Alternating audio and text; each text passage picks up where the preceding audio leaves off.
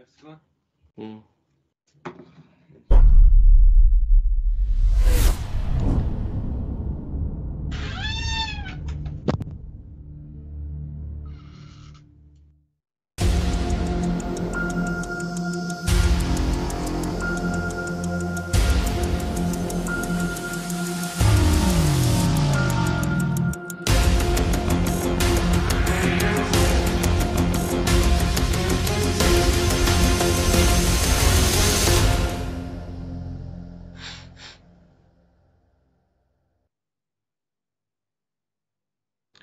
Assalamualaikum warahmatullahi wabarakatuh. Qadirlik Fidayla ekranının görülmeleri dünyanın her qaysı şeylerdeki Kur'an'dan Nezer programının tanışıqçıları, görülmeleri.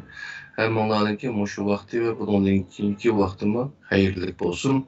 Ben Abdülaziz Beştorak, İstanbul'dan tüvende biz London'dan Ustaz Abdülkerim Ustaz'ınki hicret toğrusu da tayyorlab kelgan mazmunlarni birga tinglashamiz, qadrli qarindoshlar. Ustoz qanday ahvollar? Yaxshi, obdan tutilmi? Aleyküm selam ve rahmetullah. Allah'a şükür. Kandırılır. Ticamatullah. Yaxshi, Xudoga shukr. Bu qatimda bizga shu hijrat to'g'riliq bir dars qilmoqchi bo'lgandilar. Endi biz odatda hijrat degan vaqtida shu Makkadan Madinaga hijratni bilamiz. Ondan boshqa bir qancha yilning oldida vatandan hijrat qilib chiqqanlar degandek shu hijrat chaqiriqlari bo'lindi degandek shu nurg'un ishlar bor bu ishlarniki. Bu hukmni yaxshi tushunmagan chaqda. Shu bu to'g'riliq bizda Qur'oniy nazarda turib, Qur'onda bizga hijrat to'g'riliq Alloh nima deglik o'zlari bizga qanday mazmunlarni bir so'zlab bergan bo'lsa. Selamun aleyküm. Dünyanın her qaysı yerlerde görmekli qarindoshlar. Hemenlarınki şu vakit hayırlı olsun.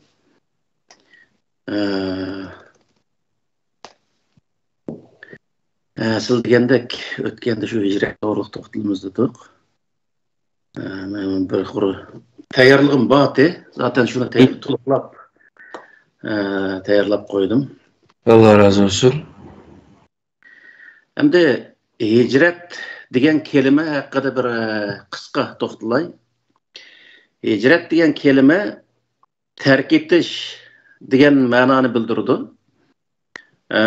Bu vatanni tashlab chiqayotgan, uniki hozirgi istiloh ma'nosi, qo'llanayotgan ma'nosi nima degan vaqtida vatandan ayrilib ketgan, ayrilib boshqa yurtlarga chiqib ketgan yoki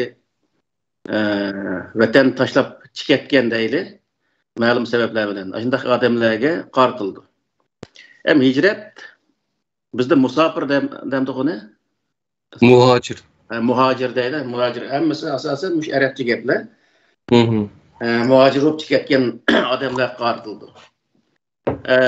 Bunun da tarixte o'tgan payg'ambarlardanmi? Masalan İbrahim aleyhisselam, Musa aleyhisselam, Peygamber aleyhisselam qatorliq yana nurg'un payg'ambarlar var. Men az bir qismini keltirdim bu yerda. Bularning hammasi öz yurtlardan hicret qilib boshqa yurtlarga chiqib ketgan payg'ambarlar misol. Endi hicret qilishning sabablari haqida bizniki nimada endi o'zimizniki nimasi kelsakmi? Misol bizdan burun yani 50-60 yil, 100 yillar burun da başında Uyg'urlarning orasida az-azdan bo'lsin hicret chiqib ketgan Uyg'urlar bor ekan. Bizim şularga o'xshash muhojir bo'lib vatanning sirtiga mundaq o'zi chiqib ketib qoldik. Hozir har yerda mundaq Uyg'urlar muhojir bo'lib turayotgan vaziyatda. Endi hijrat qilishdagi sababni Alloh taolo bayon qilib berdi. Hijrat qilgan vaqtda qanday sabab tufaylidan hijrat qilishga bo'ladi yoki hijrat qilmoq lozim. Degan vaqtda Ali İmran suresindeki 195. ayette Estaizu billah اَلَّذ۪ينَ هَاجَرُوا وَاُخْرِجُوا مِنْ دِيَارِهِمْ وَاُوذُوا فِي سَب۪يلِي وَقَاتَلُوا وَقُتِلُوا لَأُكَفِّرَنَّ عَنْهُمْ سَيِّئَاتِهِمْ وَلَأُدْخِلَنَّهُمْ جَنَّاتٍ تَجْرِي مِنْ تَحْتِهَا الْأَنْهَارُ ثَوَابًا مِنْ عِنْدِ اللّٰهِ وَاللّٰهُ يَعْلَمُ حُسْنَ الثَّوَابِ.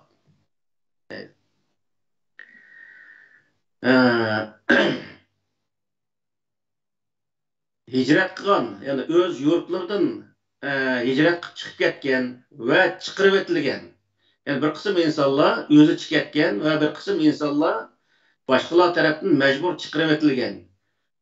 Ve uzu fi sabili ve meniki yo'limda aza kılıngan. Yani Allah'ınki dinini sebebinden yoki aza kılıngan.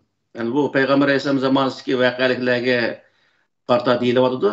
Ve qatelu ve qutilu ve onun karşıya köreş kılgan ve şu yolu öldürülgen. Yani muşundaq bir jaryanlar. Yani muş jaryanlardan birisiga to'g'ri kelsa, o adamlar hicret qilishi lazım degan gapimdi. Masalan, şu o'z turayotgan mamlakatlerde qattiq besimga uchrab, o adamning hayoti xatarga yo'liqish ehtimoli bor. Misol, mushundaq bo'lgan vaqtda o adamlar onun qarshi kurash qilib beqib, agar bo'lamgan vaqtida hijrat qilish bu to'g'ri degan gap.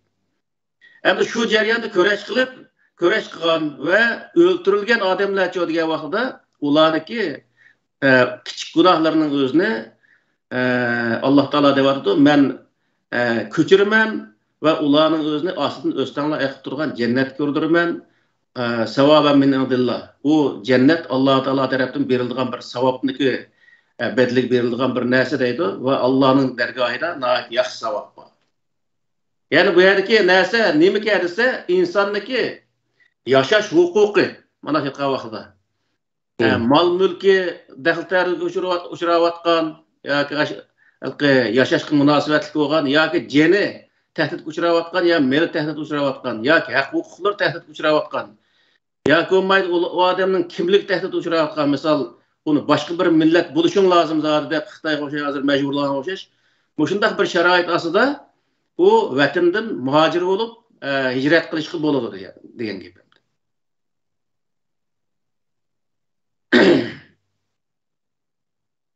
Yana ma o Sura Nisa'niki 97-oyatdan 100-oyatgacha aralıqda innellezina tawaffahumul malaikatu zalimi anfusihim qalu fima kuntum qalu kunna mustaz'afina fil ard قالوا ألم تكن أرض الله واسعة فتهاجروا فيها أولئك مأواهم جهنم وساءت مصيرا.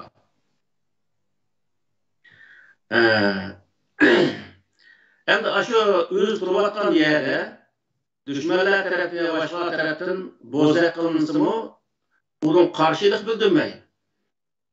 Tuğan hiç bulmasa o yerden hicret çıkıp ketişke cüret kılmagan İnsanlar hakkında Allah Teala şuna dedi ki, özü zulüm kılan adamlarını melekler vefat etmişlerden keyin, "Qalu fima kuntum?" Sizlar nima bo'lgan odamlaringlar deganda ular kunna mustazafin fil ard. Biz öz tupurg'imizda bozak qilingan odamlar edik. Yani bozak qilingan to'q deydi. "Qalu alam takun ardullahi wasi'atan fatuhajiru fiha." Sizlarga Alloh taoloniki zimini keng emasmidi? Sizlar shunga hijrat chiqib ketsanlarmamdi. Fa ulaik ma'wahum jahannam. Yana o'ziniki hayotini saqlab qolish uchun, o'zining qadr qimmatini saqlab qolish uchun va shu qadr qimmatini saqlab qolish, davomlashtirish uchun kurash qilish maqsadida boshqa hijrat qilmagan odamlar uchun nima bor desa, fa ulaik ma'wahum jahannam. Yani bu odamlarniki turgan joyi jahannam bo'ladi. Jahannam degani bu yerdagi bir tarafdan bu adamlar zulüm karşı hiçbir tirishchanlik ko'rsatmay shu yerda sabr qilib turimiz degan qarta. İkincisi o adamlar aşağıda qilib qolgandan keyin shu jahannamning azobini ashu o'ziniki zulüm qilayotgan insonlarning shu jahannamning azobini shu yerda ko'radi degan gap endi. Bu ikki tarafni ko'rsatdi. Bu odamga jahannamniki ma'va turadigan yeri cehennem bo'ladi. O nəhayət yaman joydir. Yani bu dünya ve ahiretni misalga olganda, ahiretde hem bu adamlar o'ziniki mavjudligi uchun kurash qilmaganligi uchun bu odamlarniki turgan joy cehennem bo'ladi. Dunyoda o zulmni ana shu sababdan chekkan bo'ladi, kurash qilmaganligi uchun degan. İllal mustad'afina minar rijali ven nisa'i vel wildani la yastati'una hilatan ve la yahtaduna sabila. Lekin bu adamlarga yani bu adamların içinden aciz erlerden, ayallardan aciz ayallar, uşaq ballar, ular özü yol tepişqa ve o bir hiyli işitip o yerden qutuluşqa qadir bolanmaydigan derecede bu adamlar olsa, ularniki cayı cehennem olmaydı. Yani çare yok. Aşağı turup kalışkı mecbur kılıp kalgan adamlarını Allah Teala bu adamı cehennemde kılmaydı. Allah Teala'nınki bu verisi bu. فَاُولَٰئِكَ اَسَلَّهُ اَنْ يَعْفُوَ اَنْهُمْ وَكَانَ اللّٰهُ غَفُورًا رَحِيمًا. Yani bu adamlarniki günahını Allah Teala keçirişte ümit var. Allah keçirgici, hukuk kılıcı zattır.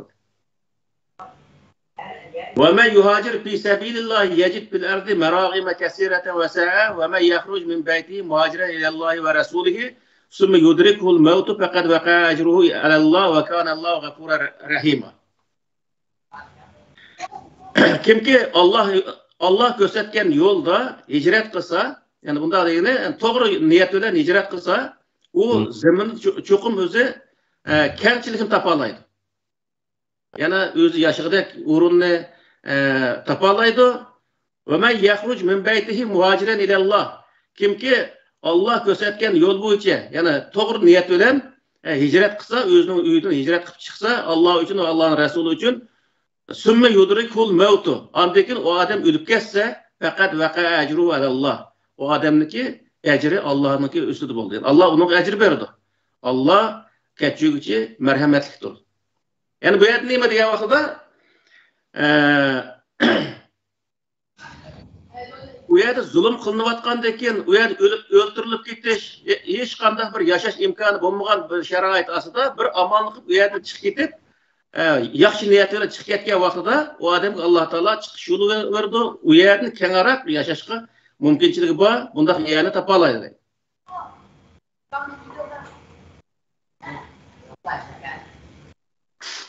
Hem üstü düşken vazifemni aslında yana nurgulgan ayetlerini okutken şunu da deyip bana nimkumay kaldım. Yani Sure Bekara'daki 218. ayette de innellezine amenu vellezine haceru ve cahadu fi sabilillahi ulaike yercun rahmetallahi vallahu gafurur rahim.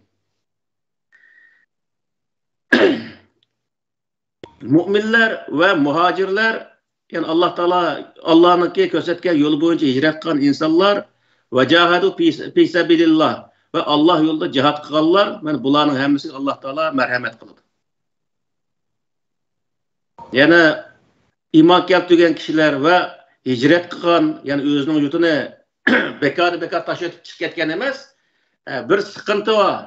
O yerde yaşaş mümkünçiligi yok. Aşındak bir şeraitda o yerden çıkıp ketken ve cahadu fi sabilillah ve Allah gösterken yol boyunca onu köreş kılan. Yani bu yerde Allah Teala devatideki çıkıp ketişdeki birden bir sebebi o karşı tarafne, yani çıkırıvatkan bir kuşniki o adamni yo'qitib o'tish yoki uniki hech qanday huquqini bermaslik ashunday sababidan bo'lsa chiqib ketishga bo'ladi. Chiqib ketgandan keyin u odam nima qilish kerak desa, Alloh taolo ko'rsatgan yo'l bo'yicha ashunga qarshi kurash qilish kerak. Ya'ni men vatandan chiqib ketib oldim, bo'ldi, ana u yerga nima bo'lib ketsin, u vatan nima bo'lib ketsin, o'da ishimiz yo'q demasdan, davomli u o'zini chiqarayotgan dushmanga qarshi kurash qilish bu odamniki, ya'ni gardindek vazifa bo'lish kerak degan gap. Yani ma Sure Nisa'daki 75. ayette var. وَمَا لَكُمْ لَا تُقَاتِلُونَ فِي سَبِيلِ اللّٰهِ وَالْمُسْتَضْعَفِينَ مِنَ الرِّجَالِ وَالنِّسَاءِ وَالْوِلْدَانِ الَّذِينَ يَقُولُونَ رَبَّنَا أَخْرِجْنَا مِنْ هَٰذِهِ الْقَرْيَةِ الظَّالِمِ أَهْلُهَا وَاجْعَلْ لَنَا مِنْ لَدُنكَ وَلِيًّا وَاجْعَلْ لَنَا مِنْ لَدُنكَ نَصِيرًا degan şu ayetning o'zidimi? Yani öz yurtida uşaq ballar, yaşangan er ayollar, acizlar, shunday turuqlig'in ashlarga ichi ag'irmay Allah Teala yolda köreş kılmagan bundak adamlardan Allah Teala naati zerkinişlik bir nemine devatkanlığını. Yani bu adamlar nemi için onun için köreş kılmaydı. Bu adamlar Rabbena ahricna min hazil qariyeti zalimi ehla. Bundak ehli zalim adamlarniki ehli zalim bir yurtun bizim çıkırıvatkan devatkan muşundak bir şartasıda. Yani böyle ehli diyen nemini bildirdiyse şu zeminin ehli egisi olan adamlar. Egisi kim olursa şu evdaşılıkta kuşdaki, ilimdeki insanlar bu yerdeki baş uşak ballarını, ayallarını kutuldurmuş için küreş kılmayotgan insanlarını ne için siz Allah Teala kösetken yol boyunca ne mi küreş kılmayasın düşman karşı? Eyvallah Allah Teala. Şunun için bu halkı hicret kılış bizge vatanda mesela bizim başında tutuş buyruğu çıkarıyoruz andak manda sakçıl tol ki vakalık için vatanda çıkarttık. Vatanda çıkıp biz koşuyoruz nurgun insanlar var misal. Hazır asasen vatanda sırtı her kadar Uygur kirse vatanda yaşayamaydı. Muşundak bir şeraitinin özde muşundak bizge zulüm kılan. Bizning urug' tuqqanlarimizni hatto yillardir bir ko'rsatma ko'rishga qo'ymayotgan muşundak bir shart ostida qanday qilish kerak deganda vatanning sirtidagi muhojir bo'lib chiqqan insonlar bu yerda shu hokimiyatni og'dirish yoki shu vatanni qo'lga keltirish jarayonlarida kurash qilish lozim. Shuning qarshi shu hokimiyat qarshi kurash qilish lozim.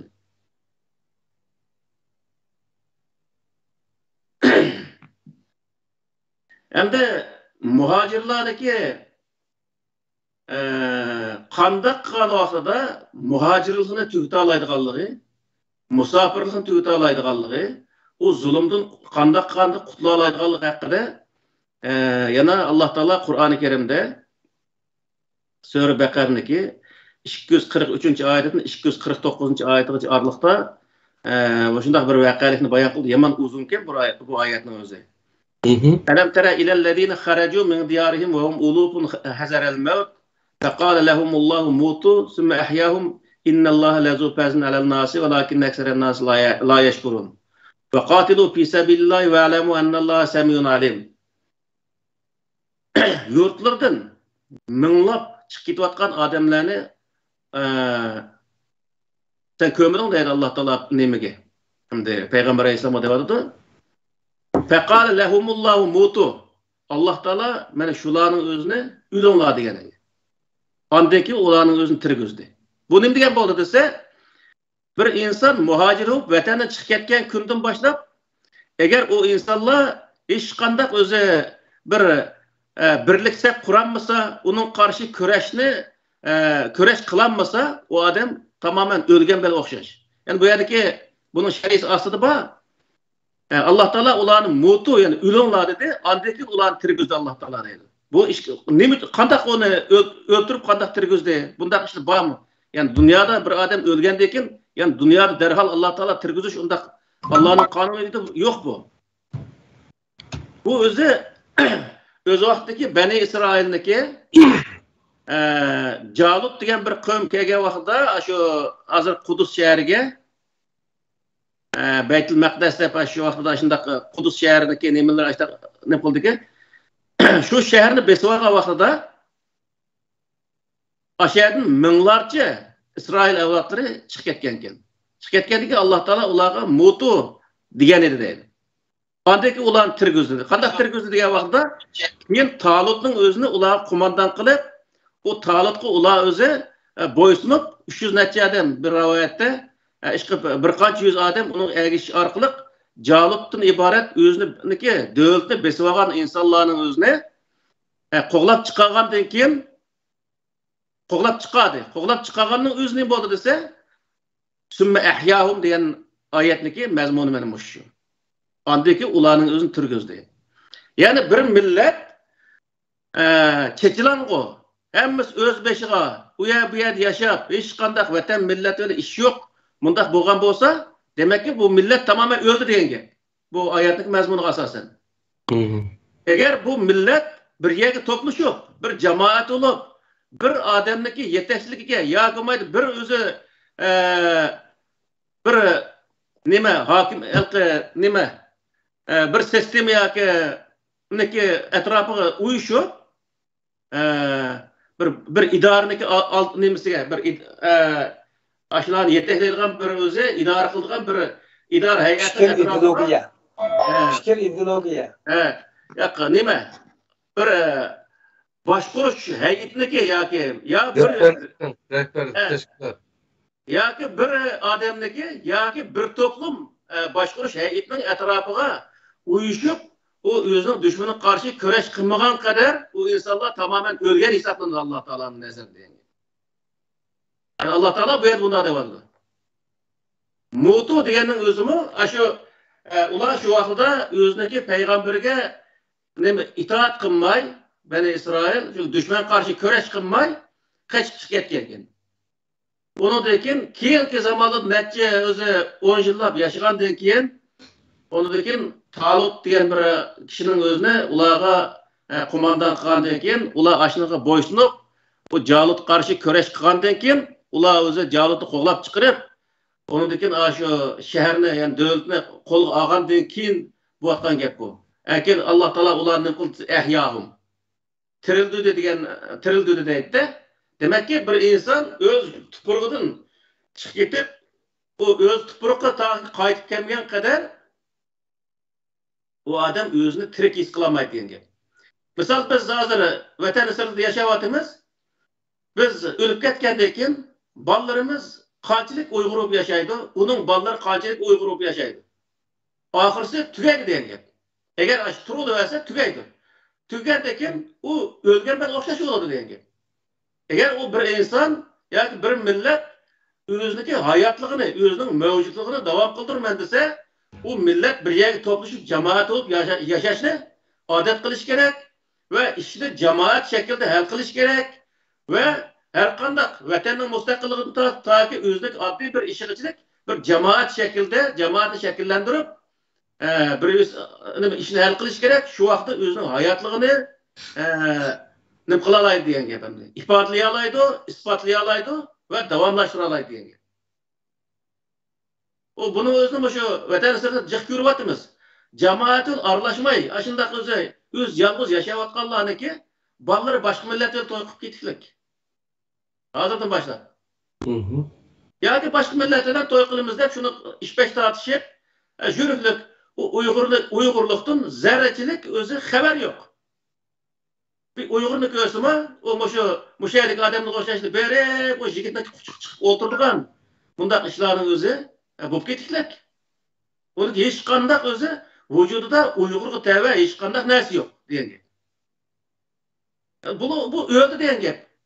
Uniki nazarda uniki nemisda vujudida Uyg'urlik tamoman o'ldi degan gap. O'lgandan keyin u Uyg'ur uchun, Uyg'urning vatani uchun kurash qilish degan narsa mavjud bo'lmaydi degan gap. O kurash mavjud bo'lmadimi? U vatanni qo'lga keltirish, u millatni qaytadan o'zi o'rnidan tug'izib, uni millat holatiga akilish degan narsa ularni hech bir zaman umid kutish mumkin emas degan gap. Bir yerga olsa, gapdan gap chiqib qolsa, mening ota-onam Uyg'ur ekan, men Uyg'urning bolalari deyish mumkin xolos. U quruq gapdan hech qanday bir manfaat chiqmaydi. Odatda gap qilsa Uyg'ur gap qilmaydigan manda holatda misol. Mesela hicret desek mesela bu hicret kıldığı yerninki yakın hicretninki şartları hicret kılıp bardığı yerdinki mi bir nemeleri var mı ya? Talepleri var mı? Bu yerde vesa'a degan ibora var. Vesa'a degan kelime o'zi o'zanligi biraz yashashga shu halqi vatanda noat qisilib ketgan bir sharoit bo'lsa-mu, u yerning o'zanligi biraz kengchilik yashashga mumkinchilik bor yerga ketadi degan gap. Bundan maxsus mandaq musulmonlar boya ketanlar, ya Arab boya ketanlar, ya Türk boya ketanlar degan bir narsa yo'q. Bu yerda inson Alloh taolo Qur'oni Karimda yaxshiga ketanlar deganning o'zini bizga tavsiya qilmoqlik. Faqat yaxshi odam bo'lishni tavsiya qilmoqlik. O'zimiz yaxshi odam bo'lsak, dunyoning har qanday bir yeriga borsak, yaxshi odam bilan uchrasha olamiz. Misol. Uning uchun u men yaxshi yerga borsam, hamma yerga musulmon azon chiqib turgan yerga borsam, men yaxshi odam bo'lib ketaman degan bir o'yda bo'lish butunlay xato narsa. Sen yaxshi odam bo'lsang, har qanday yerda yaxshi ish bor. Yaxshi odam bor. Uni bilan uchrasha olasan. Ammo yomon odam bo'lib, yaxshi yerni izlashing tamoman xato narsa. Shuning uchun bu men İstanbul turgan vaqtida jiq anglagan buning o'zini o'sha Yevropaga kelsa kapirib ketdi ekan.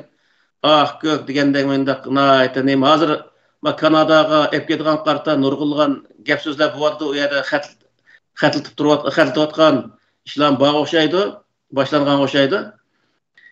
Bu yerdagi narsa Yevropaga kelsa, ya Amerikaga kelsa kapirib ketgan bundaq bir narsa emas. O'zi Eğer Müslüman bolum dese, her kandak bir kafirin arası olsun mu, Müslüman buluverdi. Eğer kafir olup ketimi dese, Mekke Medine'de tutsun mu, o adam kafir olup ketiverdi. Bu hiç kandak bir yani bir cemaatin arası turuş, o adamga uncha olan emas.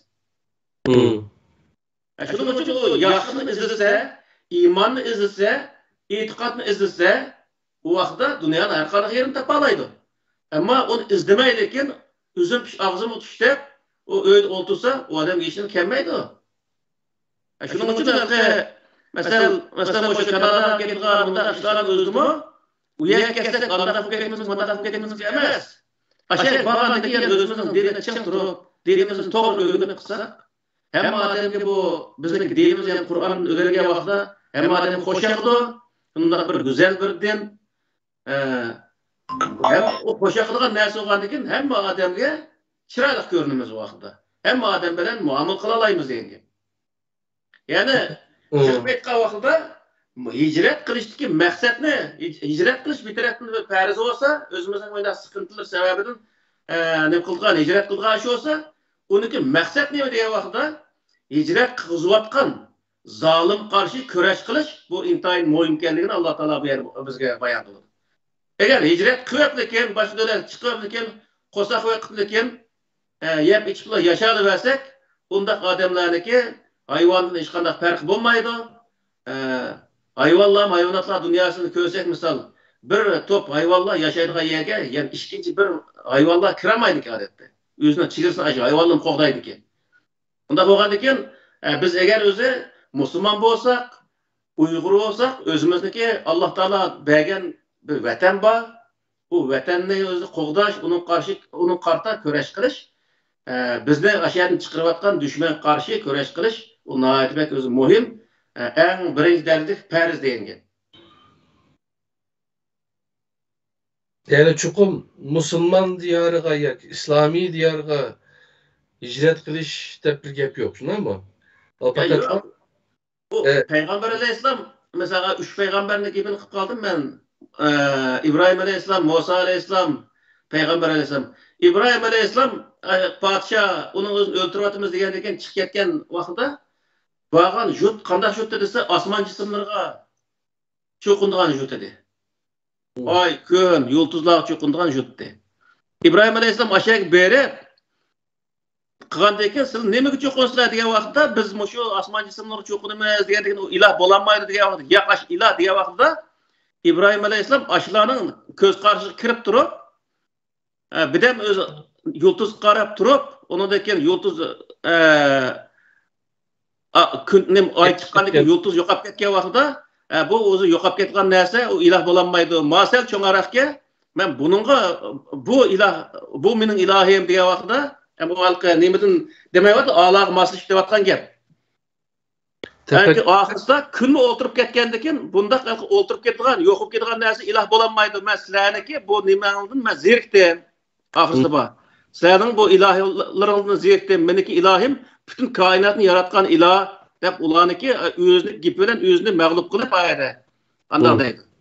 Nurg'un odam deydi, İsa nima dinni izlash uchun İbrahim Aleyhisselam Moşundaq özü birden yulduzga çoqunup baqqan, birden ayga çoqunup baqqan, birden kunga çoqunup baqqan dep aşındaq rivayetindeydi. Undaq bir näse yok.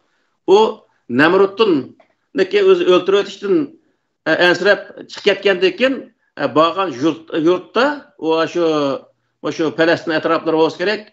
Aşağı kelgendekin aşındaq bir asman cisimlerga çoqundan neme milletke uçurap qilib, şu yerdə bolğan vaqealikni bayan qıldı Qur'an. Yana şu Musa Aleyhisselam'daki vaqealigidi mi? Musa Aleyhisselam misal Mısır'dan Palestin qarab hicret qildi. Hicret qilgan vaqtida buningda nihoyat muhim ikki nuqta bor. Birisi Musa Aleyhisselam epmangan millet yani Bani İsrail milleti tamamen Müslüman emas edi şu vaqtida. Qur'onning o'zida bor. Bular faqatla o'zini va avlodlarini yani evlatlarını esasen Fir'ön öldürüp etişsin korkup Musa'ya ergeçken edilen Kur'an'da ayet var. O din doğru din ki ama Musa erkegen dininin özüne ait doğru din ki to'g'ri bo'lganligi uchun mushunaq ergashayli degan niyatda emas. O'zini qutqizish uchun Musa alayhissalomga ergashgan. Ya'ni bir millat hech bo'lmagan chog'da ashunchalik bir aql bo'lish kerak degan gap. Hech bo'lmaganda o'zini qutqizish uchun bo'lsa-mu bir odam itoat qilishni bilish kerak. Dastlabki Payg'ambar alayhissalom buyurgan hijrat 33'den hijrat qilindi nimaga Habasistonga. Ama şu bir Hristiyanlık devleti meselesi. Değil mi? Elbette. O vesa'a degan ibarenin özü aşındaq bir ibare. Misal Peygamber Aleyhisselam'ın şu sahabenin özünü Mekke'de öldürüp atımız degandikin hiç bo'lmasa öldürüp atmay yaşıgıl koyduğun bir yerge berip ediş. İnsan hayatlı bolsa özüneki kıldığan işini kılalaydıganlığını. Geplerini tartib aldım. Tirishsa şu özüneki maqsadiga yeta oladiganligini bilganligi uchun inson hayot bo'lish kerak birinchi. Hayot bo'lgandan keyin o ishni o'zini davomlashtira oladi degan gap. Agar Payg'ambar alayhisalomni Makkada o'ltirib atgan bo'lsa, o ish asha to'xtaydi degan gap. Buning uchun o Payg'ambar alayhisalom bo'ldi, o'lsam shahid deb o'yad yatmay, o'yad asta so'rilib chiqib ketib Makkadan Madinaga keldi. Madinadagi ishlarini davom qilib, keyin o'zi yani en ahırkı maksat nima desa, o'z turayotgan yurtni fatih qilish. 8-yilning oxirida Payg'ambar alayhisalom shu Makkani fatih qildi. Bu hamma odamga, yani har bir Uyg'urga ulgu bo'lish kerakki, bizni chiqirayotgan yani biz fatih qilish, yani ashuni qayta o'zi elish bizning g'oyamiz bo'lish kerak degan gap. Masalan, hicret qilishdan burun Payg'ambar alayhisalom Madinaga uchib Medineliklerden beyat ağan depçi. Yani aşının bininki Peygamber Aleyhisselam'ın özününki bixeterliki kapaletli kılalaydıgan derecelerde iki katım aşılarda söz ağandın ki onu olduğun ki Medine'ye hicret kılıp bağan dep bu nimelerde işte okuyumuz hem düşü. Rivayetli daştaq ba. Abbas degen tağısıma şu yerge bir kelip Müslüman bo'lmagan vaqtda o shu birga inisi olgandan keyin, yani inisi olgandan keyin aşağı birga turib, aşağı kassasizlar buni ega chiqa olamsizlar degandek gaplarni qilgan degan shunday rivoyatlar bor. Ham buni butun shu nimaning o'zini, tarixini har sohadagi, har mazhab tarafdan yozilgan tarixni to'liq o'qigan vaqtda bu narsa rost ashliq bo'lganmi yoki bo'lmaganmi uni aniq bilgili oldi. Ama rivayetini zaten asasen işençlik tarafı mı nait töven ko yok diyerlik.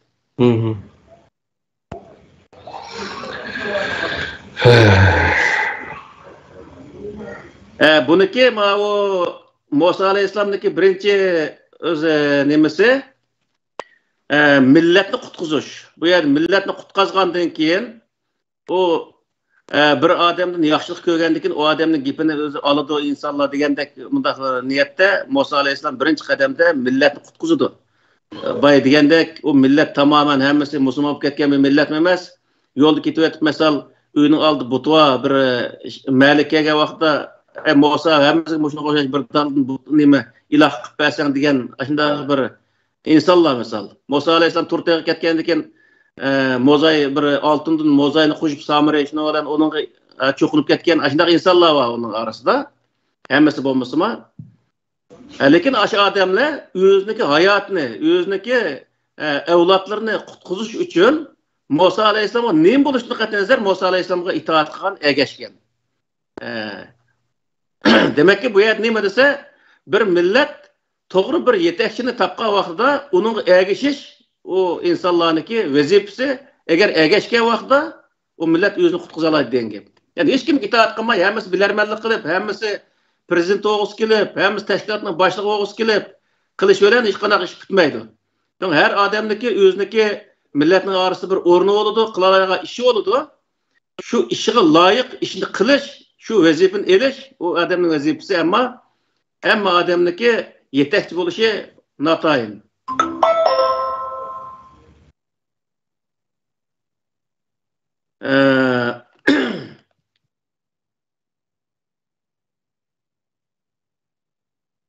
ikkinchisi yani ayetlik Yamanbek uzakken manimisi Elem tere ilel meleğin beni İsrail'e min ba'di Musa iz qalu li nebiyyin lehum mub'as lana meliken nuqatil fi sabilillah qala hel asaytum in kutiba aleykumul qitalu alla tuqatilu qalu ve ma lana alla nuqatila fi sabilillah ve kad ukhrijna min diyarina ve ebnaina felemma kutiba aleyhimul qitalu tevellev illa qalilan minhum vallahu alimun biz zalimin. Yani şu ikinci nimesideki ayet hem de Beni İsrail'den Musa Aleyhisselam'dan keyin Musa Aleyhisselam öz ulanı şu Palestin'deki bir Tih degan bir çöl vaki aş çölge ekilip 40 yıl aşağıda yaşaydı bular. Ondan keyin ulağa Talut'un özünü padişah everdi bayqı degenimiz şu. Ular asıl talep kıldı. Biz şu yurtumuzni elish için bizge bir kumandan bolsa, biz şu nemini yurtumuzni alsak degendikin, eğer Allah Taala sizge urushni farz qilsa, siz urushmay qilib qalsangiz qanday bo'ladi degan vaqtda, ular biz nima uchun o'zimiz urushmaydi ekanmiz?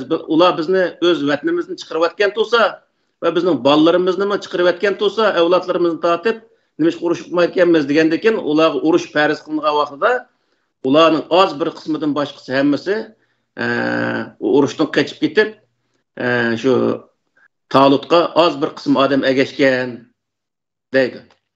Kur'an-ı Kerim. Yani bu yerde neymi diye vaqtida az bir kısım bolsa mı şu neçe ming adamlar için neçe yüz adam yani herhalde düşman küçültecek derecedeki bir toplum insan aşı kumandanga egeşkenlik için ular berip yurtlarını elip yurt kurup ular qayta özünün hayatlarını yeniden başlagan. Onun için Allah Taala o yerde 5-nimde deydi sümme ahyahum. Onun dikin ulanın özünü Allah Taala tirildi diye deyişniki sebebi bu. Yani demek ki vatansiz jügen, vatanni haqqı tatqıs koyup sergenda jügen bizga o'xshash bundaq insonlar eğer özü vatan üçün kurash qilmasa, vatan üçün birga kelmasa, bu insonlar ülük degan gap. Qur'oni Karimning hukmi bo'yicha. Yani her peygamber tarihte mesela Peygamber Aleyhisselam şundak Medine'ye geldi. Medine'de 10 yılın içinde özün çıkarıvatkan yani Mekke'den kovlap çıkarıvatken öldürüvatımız devatkan adamının özünde boysundurup teslim kılıp aşağıda Mekke'nin fetih kılıp enkin ahirleşidir hayat. Demek ki nime diye vaxtida her bir milletniki Allah Taala bergen vatani var. Başka yer berip elip bizning ikkinchi vatanimiz ma'u deydigan bunda gapni qilishmi insonga o'zi yakışırgan bir narsa emas. Bu xalqi numus qilingan bir gap hamda. Men to'liq shu Turkiyada bunday gapni anglayman. Turkiya bizning ikkinchi vatanimiz deb qo'ydi. Meniki inim bir qo'saqdan chiqqan inimni uyga berib, 4 bolamni so'rab beribman bir oy turay, qo'mib tip chiqirdi hozirgi vaqtda. Misol. Ular qon to'kib bir davlatni olsa, berib o mening ikkinchi vatanim deydigan bir odamning haqqi yo'q. Biz toki shu vatanni evog'ich orliqda boshqalarniki vatanda turib, ularniki qo'llashlarini, yordamlarini qo'lga keltirish har xil sohada siyosat o'ynab, har xil sohada ularniki yordamga erishish orqali vatanni erish maqsadida kurash qilishdan boshqa hech qanday bir narsa bo'lmasligi lozim bizda. Chunki vatanni sirtiga chiqib ketgan har qanday bir muhojir bo'lib chiqqan Uyg'urlar, ya'ni vatanni sirtidagi Uyg'urlarniki hammasi zaten muhacir. Muhacirniki gayatniki tushgan vazifa nimaki degan vaqtida mana shu. Alloh taolo Qur'oni Karim degandek, u yerdagi millat ezilayotgan, o'ltirilayotgan, zulm qilinayotgan mushundaq bir paytning o'zida u dushman taqinbak o'yini besib turayotgan ashundaq bir paytning o'zida ular qarshi kurash qilish u muhojiratdagi insonlarniki vazifasi degan gap. Eğer onu qilmagan insonlar bo'lsa desa, bu Allohning nazarida, zaten insonlikning nazaridami, u o'lik. Hech qanday uni tirik deyish bo'lmaydi degan.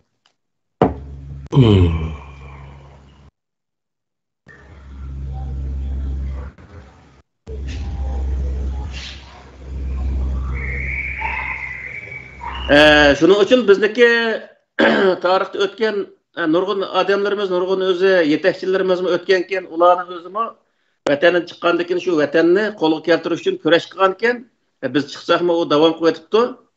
Hem hazırca diye vaxtda hazır vatani sırtda o vaxtdaki nispeten teximicik. Mesela Avrupa'nı misal alsak en az olsa bir 10-15 min, 20 min az olsa aşınçılık Uygur buluş mümkün değil mi Avrupa'nın özde? Amerika, Kanada, Avustraliya'nın misal vaxtda vatani sırtda Otur Asya'nın misal Otur Asya'nın sırtda bir 50-60 min, Türkiye'nin ağa vaxtda bir 150 min adam buluş mümkün Uygurlardan. Bu az bir narsa emas. Biz hicret kıldık, maya çıktık, fakat koşumumuzu bekledik, görsek boludu degan maqsadda bundaq qilish, bu butunlay Alloh taoloning hicret qilish nemasiga prinsipiga, hicret muhojirga qandaq vazifa berganlik prinsipiga tamoman xilof.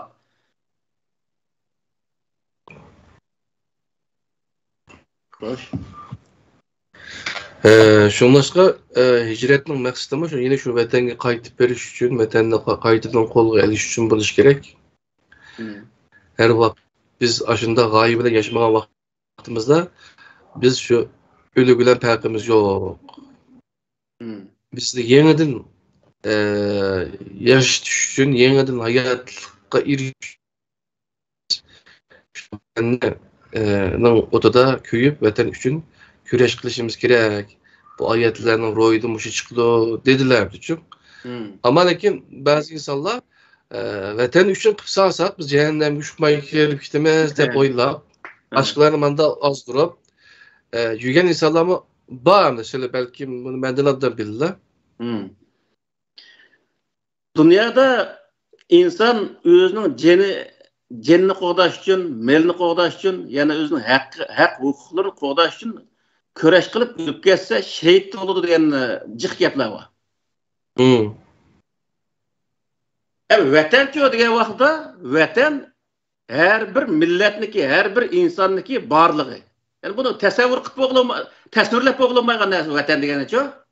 Bu vatanda bizniki ata-bobolarimizniki jasadlaridan tortib, tuproqda zaten bizniki ata-bobomizniki jasadlari bilan aralashib ketgan. Özümüzün medeniyeti, tarihi, örfü adeti, iş kılıp Uygur dese Uygur'un barlığı aş vatandaki bütün yerlerde yoğrulup ketken. Bu yer bağırdıkken zaten bizge hem nersi dava. Yani toprağı dessek mi dava, lay suyunu içsek mi dava bizge. Bundak bir nersi. Tikerleri kolumuz kirkesi mi dava bizge bu. Bundak bir nersi. Vatan onun için özü bu nemede o Araplarniki şu Umayye Abbasiye sulalası zamanlar naide cık neme boğan kaşında gaplar Mekke Mukerreme Medine Munevvere dep turup aşındaq özü atıgan ki ona özü Mekke Mukerreme degenin özü bir Kur'an'da atalgan ne emas. Bu neme degan vaqtda vatanni aşındaq uluqlash, aşındaq özü qadirlash bu her bir insanın vazifesi degan gap. Yani biz mi qadirlaymiz, biz mi ana vatandaymiz, ulug' vatandaymiz. Ama vatan ağırlığı ise teximbek bunu qadirlaygan ketdik. Vatanda qadirlaydik, ama vatanni sirtib teximbek bunu qadir qimmat yetib. Shuning uchun ilqi Azizani Qashqar misal deganga o'xshash. U gapining o'zi nima degan vaqtda vatanni qadrlash, vatanni aytilqi muqaddas bilish, uni zot o'zining engishlarga qo'shib saqlash, bundaq maqsadda deyilgan bir so'zlar. Ama bu Mekke Mukarrem deb qo'ysa, u Mekke Mukarrem ajoyib bir ulug'ga o'p ketgan narsa emas. Arablar uchun zaten ulug', o'zining vatani bo'lganda ekan. Ammo biz uchun bizning vatanimiz ulug'. Ilaqi manda bir Naqshbandki she'rininki kuplet misrasi var. Biri sana bersin bu cennet, biri bana bersin bu cennet. Kişelmeymen silahda vatan degan için. Elbette. Buna beşi de tınışıqanda, vatanda tınışıqanda, yaki olmasa başqaçarak düşünceler tınışıqa vaqtimizda bu haram. Bu haram gapni qildi, bu kafirlik bo'lib ketdi, bu gapni qilsa debchi. Manda analiz qilib bo'ldi-chi. Endi hozir kelgan chaqda bu jannat degan birisi biridigan narsa emas-ku, Allohninki. Nimasi bu, shundaymi? Bilemeydi bir insan. Bu fakat mübalağa için. Vatani şu derecede ezizlep kütege yankımlısı vatanının kim? Kadi şunçalik ütülep deyilgen gepim bu için. Şiir. O yer bir taraftan misal ben Norvegiýada 13 ýyl ýaşadym-çy. Norvegiýa bütünlej aral döwleti. Kança miňligen araldan terkip etken bir döwlet. Bir tağnyň bekirinde bir ýerde ýaşadyk misal, maýagynda örsek bir 100 metr 200 metr maňgandyken bir suwa koltukdym bir suwa. Aýda bir ýerde ýaşadyk 13 ýyl aşy bergi diýen ýerde ýaşadym. Şunçalyk tağlyk, hiç kana tuprak diýen bir näse ýok bu ýerde. Ama her ýere qarsak gül giýala misal. Senin bir wetiniň bolsa, onu sen tirsan cennet aylandyra alaýsyn endi. Doğru. Cennet Allah Taala Kur'an-ı Kerim cennet tesirler aslında neme östäňe ekip durdy. O alga tamir anda manda dep nur bolgan edep güzel bir Allah'ın tasavvur kılsak şunda güzel bir nerse kalımızda keldi go. Şu bağ çoğu gül bağ yani bağ. Cennet. Mene şu nersinin özüne insanlar eğer dünya tırışsa biz hazır bu Angliýada yaşayatımız Angliýadaki her biri mesela her iki koçundaki yenda bir tal çok bir bağçı var. Bular mı şu Müslüman memleket uya bu yani besbelli uyadaki Kur'an'daki cennetin tasvirlerini okup kıgamı şu nemindeki bağçının oturusunun erikler akıdı misal muşlarınca. Bazen bağçının oturusunda kölleri var. Cennet demeyimiz ki lekin insan dünyanı eğer aslında güzel yaşaymaya dese Allah Teala bunun karşı yemez.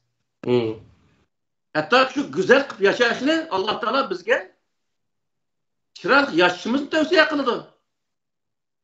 Koknun ağrısa özü ses kurap oturuşamaz. Hem yani çıraylık kılıp bağı bostan kılıp her taraf güllüklerini kılıp yaşsak ölümümüzü çıraylık tüzep yaşsak yani Allah Teala özü undak insanı yaxşı görür. Çünkü bu insandaki yaşaganlık için undak insanlar onudaki kıyamet günü mü insandaki bir yer bardığan gibi. Yani Allah Teala cennetini bu dünyada Kur'an-ı Kerim tesirleşteki bir sebebi aşıyor. Yani insanlar, yani Müslümanlar kavgası bolsa dünyada mı şunda güzel kılıp yaratıp eken yer şarını güzel kıtırıp yaşasın. Çünkü hem neresi terisi ünüdü bu dünyanın özde. Bu yerde anar var, encir var, alım var, üzüm var, homu var deyip Allah Teala tesirledi. Şu nesemiz bu dünyada bak. Şu nesi ekilip bağlarımızı tikip şöyle boğuzup kısak, bunu da memayı bir tal almanı koyup koydum. Alma oldu yani. Bu şunu kokşaş. Demek bu yerdeki nesi ne biliyor vaxtında? Muhacirlik Allah Teala yaxşı görgen bir iş emez. Yapın ahırsı. Ama amal yok. O yer turuş imkanı bulunmayan şart aslında hicret kılsa o adam özü Allah kösetken yol boyunca hicret kılsa Allah Teala onunla makul değillik. Ve dekin sen hicret kılarken başkalarının jutuğu kirep o başkalarının jutuğunun özünü tarlaştırıp bunun nenek şeriki olup o yerde o kalkının gözü sert görünüp o yerde onda hayatını ötkazgıcılık sen öz vatanını erişmişsin köreş kılıp yer çıkandayken o yerden dostlar o yerden özendeki vatanını azat kılış için menfaat tap payda tap o sırttaki insanların ancak kılış arkalı akıl tap onundaki vatanını azat kıl deyik bu yerde. Oluşuk eriş, değil mi? Oluşuk eriş deyiklik. Peygamber Aleyhisselam mesela Mekke'nin Medine'lik bağı vaxtında aşağı şu Medine'deki insanlarını hem mesela ki sen kapır, sınavla arlaşmayın, sen Yahudiken sınavla arlaşmayın demezsen o yerde. Birinci kıkaş neyim oldu dese Yahudi olsun, müşrik olsun, Müslüman olsun, hem beşli bir yere gelir Medine ehtinamısı diyen bir nesin tüzüdü. Yani kuş topladı o yerde. Kuş topladı, şehirde hemiz ortak yaşavatımız. Hemiz böyle hatırcam yaşamımız gerek. Onun için biz, hemiz bu şeyde birli şeyle, eğer sırtın her kandak bir düşman, her kandak bir kabilege ucum kısa, ortak hemiz birleşti, onun karşı duraydı. Deyip, kelishimni aşağı tüzüdü. Hiç kim o vaqtdagi onunğa qarşı turamadı. O yerda Medine'de şu vaqt 10 mingdek adam, bir şehirde 10 mingdek adam bolışı o vaqt bunu 1400 yıl burunqi zamanlarda. Onda bolğandan keyin Peygamber Aleyhisselam hatırjam bolup etrafındaki insanlarga Kur'an-ı Kerimni anlatışda yaxshi bir o'zi netinch qazandı ahirda. En ahir ne bo'ldi desa, Mekke'ni qayta o'zi oldi. Bir savol var. Özününki milletini, milli kimlikimizni, kültürümüzni, medeniyetimizni saqlab qolish, tilimizni saqlab qolish muhaciretdeki Uygurlarning qayta tirilishi uchun muhim dedik, shundaymi? Ama başkalar deydi ki, bazı qarindoshlar, bu tildirme medeniyetimizin böyle muhim bo'lgani Uygurligimizning İslam dini. Eğer din bo'lmasa, bizning hech ishimiz yo'qolib ketadi deb deydi. Tamam. Ba'zilar mana savol so'radi. Aqlli qarindoshlar. Anda bo'lsa Mekke'ga ketgan Uyg'ur muhojirlar var, shundaymi? Ularning bolalari Uyg'urcha gapni bilmaydi, arablashib ketadi, shundaqo. Ularning islom dini ularni Uyg'ur qilib saqlayolmadi. To'g'rimi yo xato? Anda o'g'achada islom dini bizni saqlab qoladimi degan, bizni saqlab qoladi. Biz Uyg'urlikni da'vo qilmasak bo'ladi degan qarata ayat bir isbot o'rtaga chiqilgan-ku. Buni men shu 3-4 asrda bir qatim o'tirib qo'ygan bu masalani o'zini. Milliy birlik degan mavzuda bizniki nurg'un bu diniy sohadagi o'qiganlar bizda diniy birlik bo'lish kerak, ummatchilikni bazaga soldi bular. Ummatchilikni bazaga solib, islom ummati bilan birlashib ish qilishimiz kerak. Ummatchilik biz o'z islom ummatining bir parchasi bo'lishimiz bilan bizda o'zi diniy birlik bo'lish kerak degan bunday ko'z qarashda gapildi. Bu to'g'ri narsa emas. Hech bir payg'ambar diniy birlikning o'zini o nimaga qo'ygan emas. Her qanday yerda milliy birlik asos qilindi. Nima ish degan vaqtda bir o diniy birlikning o'zida hech bir zaman bir odamniki u dindanmi emasmi? U odam rost musulmon bo'ldimi, bo'lmadimi? Uni hech kim bilmaydi. Nurg'un odamlar namozni o'qib bilib xiyonat qilgan, xoinlik qilgan nurg'un odamlar bor. Misol, uni ko'rinishda musulmon, ammo u yerdagi insonlarga berayotgan ziynchi desa, islom to'nliga o'rnab turib qilayotgan askarlik endi. Mesela biz vatanda bo'lmadimi bu ishlar? Biz meshitga kirib namoz o'qiymiz, meshitning imomi, mayzillari millatni saqlagan insonlar bor shu vaqtda. Uning uchun bu yerki narsa nima desa, har qanday bir yerda milliy birlik asos bo'lish kerak. Diniy birlik, o din her odamning o'zining shaxsiy ishi bo'lish kerak. Bu yerda. Chunki bir inson, mesela men Uyg'ur bo'lib tug'ildim, men boshqa bir millat bo'lib tug'ilish nimam yo'q. Tanlışım yok. Tanlayamayım ben onu. Ama ben dünyaya geldim. Halsam İslam'ı aklımı kulum ağandayken halsam İslam'ı kabul kılalayım. Halsam başka dinini kabul kılalayım. Bu dinini kabul kılıp bolduğun neyse. Tanlıqlı bolduğun neyse. Ama milletin tanlıqlı olmaydı. Hiçbir yerde. Şunun için bu yerde millet dininin bir parçası emez. Din milletniki itiqat qismi emas. Odatda din har bir shaxsiniki shaxsiy ishi bo'lish kerak. Agar o shaxsiy ishi bo'lmay, o millat hammasi musulmon bo'lish kerak. Musulmon bo'lsa bizmi xo'sh. Lekin o insonga itiqatni tanlolmaydi. Bunda bo'lgandan keyin o xolis musulmon xolis lekin Uyg'urlikda xolis Uyg'ur bo'lmaydigan bunda bir narsa yo'q. Bunun tanlash huquqi yo'q Uyg'urlikda. Onun uchun tug'ilgan vaqtida shunda tug'ilganga, o'lgan vaqt biroz tugaydi. Boshqa bir tanlash erkinligi yo'q. Ammo dinda xohlagan dinni inson tanlay oladi. Shuning uchun bu yerga masalan o'sha Yevropada da'vo olishayotgan bolalar boshqa dinga kirib olgan. Ashning aqsini g'ayrat qilib, andaq u dinni tekshirib, undaq o'zi Hristiyanның ondan nəsinin biz keri yox deyəndə gəmini qılıb, o adamın yolduğumuz direktörü etdikçe, o başlayın kiravan bu özünün şəxsi işi. Lakin o özü Uygurmu, vətəndə onun həqqi var deyildi. bu haqqını eriştirib kurash qilish majburiyati bor degan. Bu yer urug'liqlarda millati bor, u millatni ozodlikka erishtirish uchun uni kurash qilish majburiyati vazifasi bor. Unda bo'lgandan u odamniki o diniy e'tiqodi bilan hech qanday munosabati yo'q.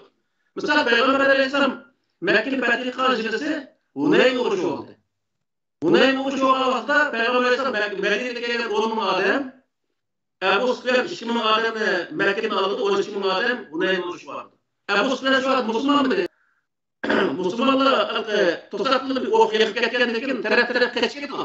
Qashqabat Abu Sufyanning oldidan chiqqan gap ashuni tarix kitob yozildi. Bular qizlarimiz qilib qo'g'limdi degan gap ashadi. Agar Abu Sufyan musulmon bo'lgan bo'lsa, Payg'ambar alayhisolamniki sahobalarniki ash qizlaringizga bag'ishlik qo'g'limdan umid qilgan bir ish bo'ladimi misol?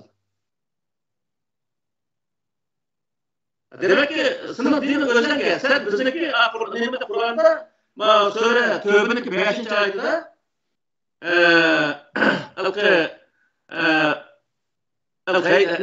Haythu vecebtumuhum diyen bir ayet var mı?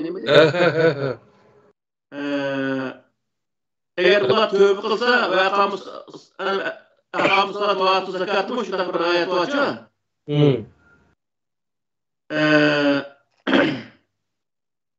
Nerede kaldı bu? Aşağıdaydı. Ular eğer tövbe kılıp yani hakimiyetke yani Peygamber Aleyhisselam bu yerde hakimiyet düşürdü. O hakimiyetke boysunsa yani akamu salat ve atı zakat yani başta öyleyip hakimiyet yardım kısa gelecekte. Yardım kısa vakta o peşallu sebilehum dedi Kur'an'da. Ularni yo'li qo'yayotgan deydi. Demak, bu yerda nima degan vaqtda u bir millat tut yashagan bir territoriyaga bir millat tut yashagan insonlar xolis islomni qabul qiladi, xolis qabul qilmaydi, ammo hokimiyatga o'rtaq bo'ysunib, hokimiyat qo'ygan o'zi rejimni o'rnaydi. Bu vaqtda bu odamlarga daxl qilishga bo'lmaydi degan.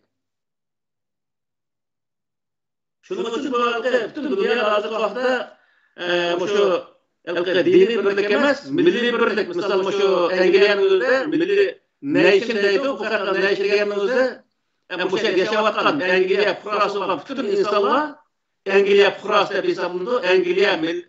Angliya xalqi, mana bizda xalq deymiz. Angliya xalqi hisoblanadi. Ularniki bütün o'z huquqlari o'xshash qonun oldi. Aytaq nima qildi? Yani İslam bunu teşebbüs kıldı. İslam'da sizler dini kabul kılman özel işi. Ve lakin hakimiyetteki çatısı aslında hemen hukuku beraber halatta hakimiyet belirgen kanun prensibi boysunuşunu gerek deydi. Boysunlarındaki işe gidiyorsa degen gependi. Şunun için bizde İslam hakimiyeti yani demeleydi o, halifelik deyimdi o, aşılmış nurgulgan narsa var. İslam emirligidan da aşılmış gap var ekan bu. Bunday narsa u Qur'oni Karimda hech qanday bir yerga geçmaydi. Hech qanday bir payg'ambar tarixda islom davlati degan bir narsa qurib boqqan emas. Chunki u davlatmi islom bo'lamdi. Davlat musulmon bo'lgan, kafir bo'lgan narsa davlat deganda. Davlatning ichida insonlar misol insonlar ichida musulmon bo'ladi, yahudisi bo'ladi, Hristiyan oldu, müşrikler oldu, her xil dindik mesela Türkiye'nin misal alsak bo'ldi bununla. Her xil o'zi, netçe onluğa, netçe o'zi, yoki yüzlügen açıdan dindik insanlar bo'ldi. Ama bu insanların hemmisini bir yer keltirgan narsa bo'ldi, adalet. Kanun tüzey hakimiyet, şu kanun aldıda adalet bilen o'zi hemmisiga beraber muamele kılındı, bo'ldi tugedi degan. Hemmisi qarindoshlar yaşayverdi, namaz o'qisa ham biz zani qilmaydi. Çirkek oğaz, namazı adam asendimiz çirkek oğaz demeydi. Ama vakti gelse onunla İslam'ın özüne uyarık alayetlikini paylanıp İslam'daki özü alayetlikini, İslam'daki kandak özü doğru bir nesi geldiğini ular anlatış arkalık ular mayıl kısa o Allah'ın aldığı sevap oludu. Ama uyarda halıganca kişilerin özüne Yahudi, Nesara, Müşrik deyip onun karşı duruş, karşı hareket kılış Bu halkı çekilmeyen, karşı durmayan bir insanlığa karşı duruş bu bütün cinayet hesaplandı. Bu şu rivayet okuyanlar bildi ama şu Peygamber Aleyhisselam'daki hoşnusu bir Yahudi vardı. Aş Yahudi Peygamber Aleyhisselam tamak ustad dikilgen geldi bak o. Ba. He. Hatta bir Aşı okuydu, aşı okutup yani aşı kalaymakan geldi kıldı bu insanlar. Hatta bir Yahudinin cenazesi de bana yolda ötüp gitip alsa yürütürüp salam, hürmet salama, yürütürüp terziye kıldı diyen nima anlaymayız hem de şu. He. O kanda peygamber de olamıyor şu.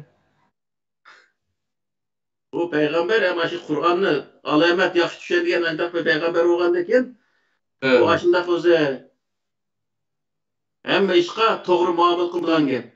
Ham biz yo'tsam hozirgi vaqtda bu dinni ilqi naati bir nimada tor doirada faqat musulmonga salom qilish, musulmondan boshqa insonlarga salom qilmaslik. Bu rivoyatni o'zidan bor. Sen Tunis'tan da arkalarına salam kıl diyen rivayet var şu. Acayip bir hadis var yani şu rivayetlerde. Evet. Yani aşı rivayeti anlap durup, bilip durup, yani o insan ne derse o öldürüş gerekli deydi. Acayip kanhor bir nimeye aylandırıp koyalım da. Tamam, Dinni aşı. özgertildi de bu insanların için. O Hmm. kadar kanhor kuvveti ki bütkül dünya Xitay bilen birleşip Uygur'a karşı için. Bular Müslümanlar için. Bu Doğru. Uygur teröristler boldu, yaxşı kıldı dep Xitay'ın danladı da hazırca. Savaş. Neymiş buladı bu işler? Şu hicret ne? İtaat ne? Şu Kur'an'ı yaxşı düşenmegenligimiz için, başkalarının depoga usul oynaganligimiz için buladı bu işler. Şu. Mesela bu şu 96 yılları, 97 yıllardaki Şerif Türkistan Azad Teşkilatı diye bir teşkilat kurulduğu vaxtda aşı teşkilatın özüne vatan millet desen bir zembel göç olsa da öğrenip atkan. Adamın ölüşü sebep olan adamlar şu. Şu. O vatanda muşlavat o şu. Nimiş kişilik çıkıdı desen şu. Vatanda da küreş kısak ya ülep gittikimiz Ankara'mız bir kapırını bir Şia'nı olsun öldürüp cennetke şukmayla girip gittiler. 72 evladımızga şapaatlı olayla depçi şunun için çıktı hem şu. Ajda aldap çıktı mı kakına? Mene bu Sör Tövbe'deki 5-6. ayetinin özde فَاِذَا سَلَخَ الْاَشْهُرُ الْهُرُومُ فَاقْتُلُوا الْمُشْرِكِينَ حَيْثُ وَجَدتُّمُوهُمْ وَخُذُوهُمْ وَاحْصُرُوهُمْ وَقُعُودُوا لَهُمْ كُلَّ مَرْصَدٍ فَاِنْ تَابُوا وَأَقَامُوا الصَّلَاةَ وَآتُوا الزَّكَاةَ فَخَلُّوا سَبِيلَهُمْ إِنَّ اللّٰهَ غَفُورٌ رَحِيمٌ وَاِنْ أَحَدٌ مِنَ الْمُشْرِكِينَ اسْتَجَارَكَ فَأَجِرْهُ حَتَّى يَسْمَعَ كَلَامَ اللّٰهِ diyen yukarı kısmını bayatını dep oldum ve ahir kısmını neyme dese وَاِنْ أَحَدٌ مِنَ الْمُشْرِكِينَ اسْتَجَارَكَ فَأَجِرْهُ حَتَّى يَسْمَعَ كَلَامَ اللّٰهِ Allah'ın sözünü anlayan kadar anlıqçılık tutup durduğun gap, anlığandan keyin onun özüne özünün ornuga yetkizip koy. Yani bu nima degan bo'ldi desa, bu yerda hokimiyatni e'tirof qilib bo'ldi. Nimaga hokimiyatga bosh topshirma. Sizniki biz hokimiyatga bo'ysunganligini qanday bilamiz degan vaqtda hokimiyatga bosh topshirdi. Bosh topshirishga kirishgandan keyin uni o'z o'rniga xotirjam turadigan yeriga yetkizib qo'y deydi Alloh taolo.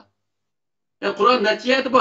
Sizler çekilmeyen insanlara, her kadar müşrik olsun, her kadar bir insan olsun, çekilmeyen diyor ki Allah Teala. Yani bu Kur'an'daki en nemesi bir saç şu anda. Çekilmezlik. Bu Avrupa'ya gelip nurgun insanlar bulanık bittal tükünüşülgan mı, julgan deyip, aşındaki preteksten, uyarlardan, dukalardan, ayında oğulluk kılıp tutulup kalan Uygurluğun bahçe adamın numusuna geltirip. Bu intayın özü eski bir iş. O adı her millette bakken çünkü kallımız hemimizdeki hüviyetlik çok, mümemiz çok. Şu enevi dinde kapırdaki asan halal diyen petvanı pişip geldik yani. Oğru, yemçukçu, bulancı, hemen az bu da demiş çoğu insan için.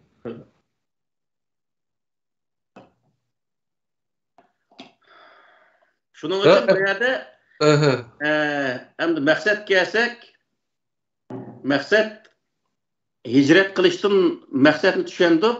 Biz bir sıkıntıga uçurab şu yer yaşaş imkanımız bo'lmay, her türlük hak hukuklarımızdan bahramand bo'lolmaganligimiz uchun hicret qilishga majbur qoldik, hicret qildik. Endi hicret qilgan vaqtda degandek Alloh taolo Qur'onda vasa degan iborani keltiribdi. Ash iboraga muvofiq holatda o'zimiz harakat qildik bir sharoitlarga ega bo'ldik. Hozir vatandan sirtida yashayotgan Yevropa, Amerika olsun, yoki bo'lmaydi Türkiye'li olsun her yerdeki Uygurlar özünün qo'lidan kelishcha vatan millat uchun harakat qilish imkoniga ega misol.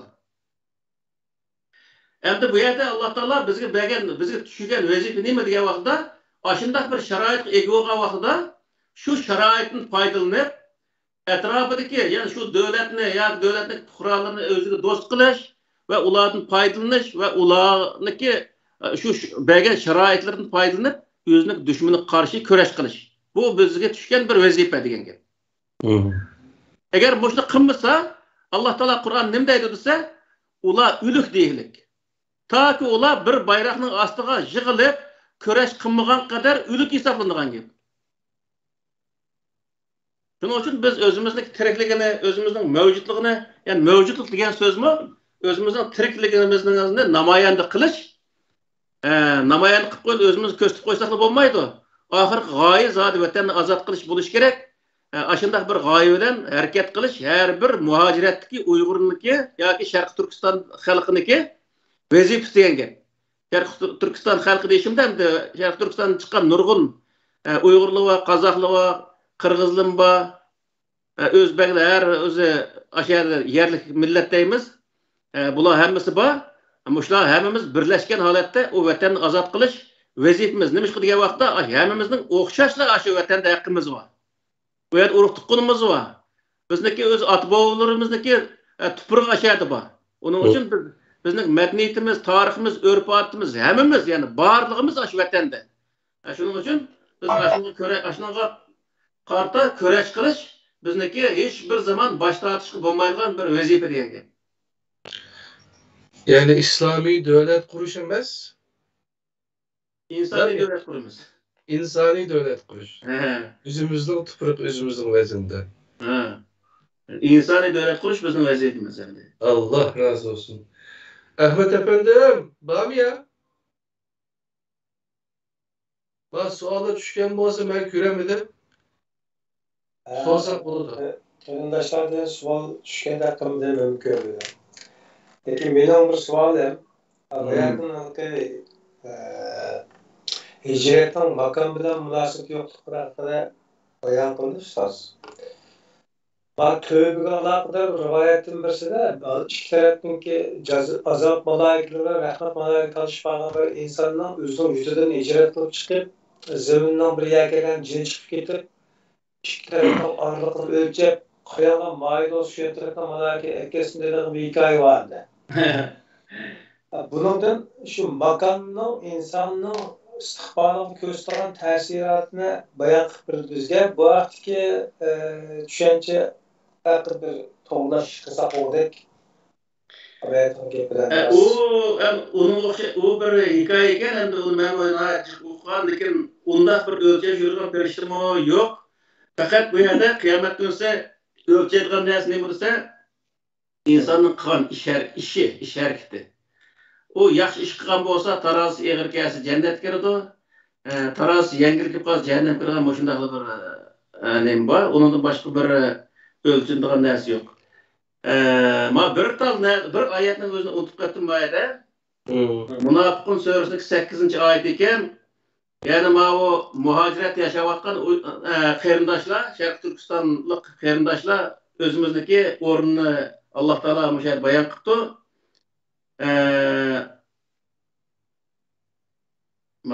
Ayetning 5-punktida yaquluna la in rajana ila al-madinati la yukhrijanna al-a'azzu minha al-azalla. Velillahi al-izzatu ve li rasulihi ve lil mu'minina velakinna al-munafiqun la ya'lamun. Bu hicret kılan insanlarınki o'rni to'g'riliq ayet endi bu. Biz mayli vatan sirtida osmonda uchayli, mayli nurg'unlagan pul tep ketayli, taki vatanga qaytib yoki vatanni ozod qilmagan qadar bizniki izzat obro'yimiz yerli xalqning oldida to'van bo'ldi. Bu ishqa payg'ambarmi duch kelgan shu o'z vaqtida. Men o'tganki bir darsda degan buni o'zini. Yani bular deydiki, bu vatanda egisi bo'lgan insonlar u kelganlarning o'zini biz chiqaryapmiz deylik bu yerda. Yani biz degan u yerning xo'jayini biz. Ya bular kim o bu? Kim bunda yerleşip kalgan adamlar deylik Peygamber Aleyhisselam'ın şu vaqt kelgan muhacir olup kelgan sahabalar deylik. Demek ki biz her qancha qilsakmi biz şu devletde o devletdeki öz balası bo'lamaymiz. Onun için biz nenin öz balası degende öz vatanimizdeki öz balası aşağı için köreş qilsak özümüzdeki ko'nglimiz xotirjam bo'ladi, ko'nglimiz suv ichidi. Onun üstüge hazırki Uygurlarına başa kelgan bu facianın özde köreş qilmaymi deydigan insonlar tamamen kalıdan ketip kalgan insan deyishki bo'ladi. Bundaq bir qiyinchilik ahvol ostida. Shuning uchun dunyoning aqas joylardagi muhojirat yashayotgan xalqimiz Sharq Turkiston xalqi o'zimizning o'rnini bilib olishimiz kerak. Biz har qancha bo'lsak ham shu yerlik bo'lolmaydiganligimizni, bizga Alloh taolo maxsus bergan bir vatan borligini aşağı bağa vaqtda özümüzün qadr qimmatı, izzat, obro'y bo'lganligini bilishimiz lazım. Qur'oni Karimda bir oyat var. Maqama Mahmuda degan bir oyat var. 12 nima? Kechida turib, ham aşk nima fatahiyat bihi nafilatalak asa ayyabasaka rabbuka maqama Mahmuda degan oyat. Bunu nurg'un odamlar kechida sen turib tahajjud o'qisan sen maqama Mahmudga yetsa deb tarjima qildik. Bu bunday emas. Kechida turib Qur'oni Karim yaxshi tushunib, atrof dushmanni yaxshi tushunib, do'st dushmanni yaxshi tushunib, uning qarta harakat qilgan vaqtda maqama Mahmudga, ya'ni hamma odam e'tirof qilgan bir o'ringa yeta oladiganligini Alloh taolo bayon qildi. Payg'ambar alayhisalom Alloh taolo buyurgan bu vazifaning o'zini ustiga elib kechida onu tahlil qilib, Qur'oni Karimni yaxshi tushunib, uningdagi o'z atrofidagi insonlarga uni yaxshi tushuntirib, uning qarta harakat qilganligi uchun keyin Makka fath qilgan vaqtda butun Arab yerim oralidagi insonlarning hammasi Payg'ambar alayhisalomni va Payg'ambar alayhisalom oqsidan ma'ngan insonlarning o'zini e'tirof qildi shu yerda. Maqama Mahmudga yetdi Payg'ambar alayhisalom? Yetdi. Maqama Mahmud aş Xudoning yendi bir taxti va aşağı chiqdi degandek tushunish bu butunlay xato. Demek ki biz mi eğer Maqama Mahmudga, ya'ni o'zimizni e'tirof qiladigan bir yerga yetimiz desek, vatan qutqazgan vaqtida bütün insonlar bizni e'tirof qiladi degan. Bütün davlatlar e'tirof qiladi. Davlatlar e'tirof qilgandan keyin u yerda vatanning ismi Uyg'uriston deb olgandan keyin shuning bilan bizniki ismimiz bu yerda o'chib ketmaydi tarixda. Shuning bilan biz mangu hayot yashay olamiz. Alloh taolo summa ahyahum deb tashadi. Altdagi kirgizdi degan nimaga biz ashar tusha olamiz. Agar biz unda qilmagan bo'lsak, qo'saqni beqilib bu dunyoda qurt qo'ng'izdek uyda olsak, bizning qadr qimmatimiz shu qurt qo'ng'izdan hech qanday farq olmaydi. Shuning uchun vatanning sirtida muhojirat yashayotgan bütün xalqimiz bu sohada nəhayət beşimizi silkib etishimiz lazım. Bu köreş qilishni hech bir zaman o'zi to'xtatib qo'ymasligimiz, texnik umid bilan harakat qilishimiz lazım deb o'ylayman. Ya o halakı bayatıkı rivayettima o bir insan bilip kelse onunki cennet ya ki cehennem bulduğalıkı doğruluk Allah bir mıklanmaydığı bir halat demez ki ölçü bunun degin çok diyetek nahayetlik bir Allah'ın mezkır kıgandak bir rivayetim bu için. Makanını mukaddesleştirip diyelim. Rivayetler asasen bu dinga, Allah'a, Allah'ın peygamberlerine qattiq haqorat qilgan narsa bu. Okey. Keyingi savolim hozir hijrat degan masalada biz albatta Qur'onda ko'rsatilgan hijrat o'zining aqidasini, yashash metodini, Allohning rizoligini ko'zlab o'zining hayoti bexatarligi va boshqa taraflardan majbur qilib vatanni tark etganlarga deyilganda. Endi buni mana chet ellarda biz hozir siyosiy panohlik tilaguvchilar kategoriyasi kirdikan bu xil vaziyatlardan vatandan ayrilganlar. Endi keyingi kunlarda bu bir qism parazitlar chiqdi o'ttirg'a, shuning qalpiqiga kerilib turib, ko'chman hayotni yashaydigan plan bilan siyosiy yo'llarda qurtqongazdek ish qiladiganlar bo'ldi endi. Bu vatan millatning g'ami va bularda faqatlam shu rohatini ko'zlab, chet elninki modusini ko'zlab chiqqanlar bor. Bularning hijratdagi nasibasi nima bo'lish kerak? Aradagi farq nima? Ularning oladigan nasibasi nima? Bizlarning ular qiladigan ifodamiz yoki tutadigan maydonimiz nima bo'lish kerak? Endi bizniki ularni dushman tutmak holimiz yo'q. Biz o'zimiz shaxsiy yana ish qilayotganlarni masalasiga kelsak, davomli ularniki vijdonni o'g'itishimiz lozim. Chiroyli gaplar bilan vijdonni o'g'itishimiz lozim. To'g'rining o'zini ularga yetkazishimiz lozim.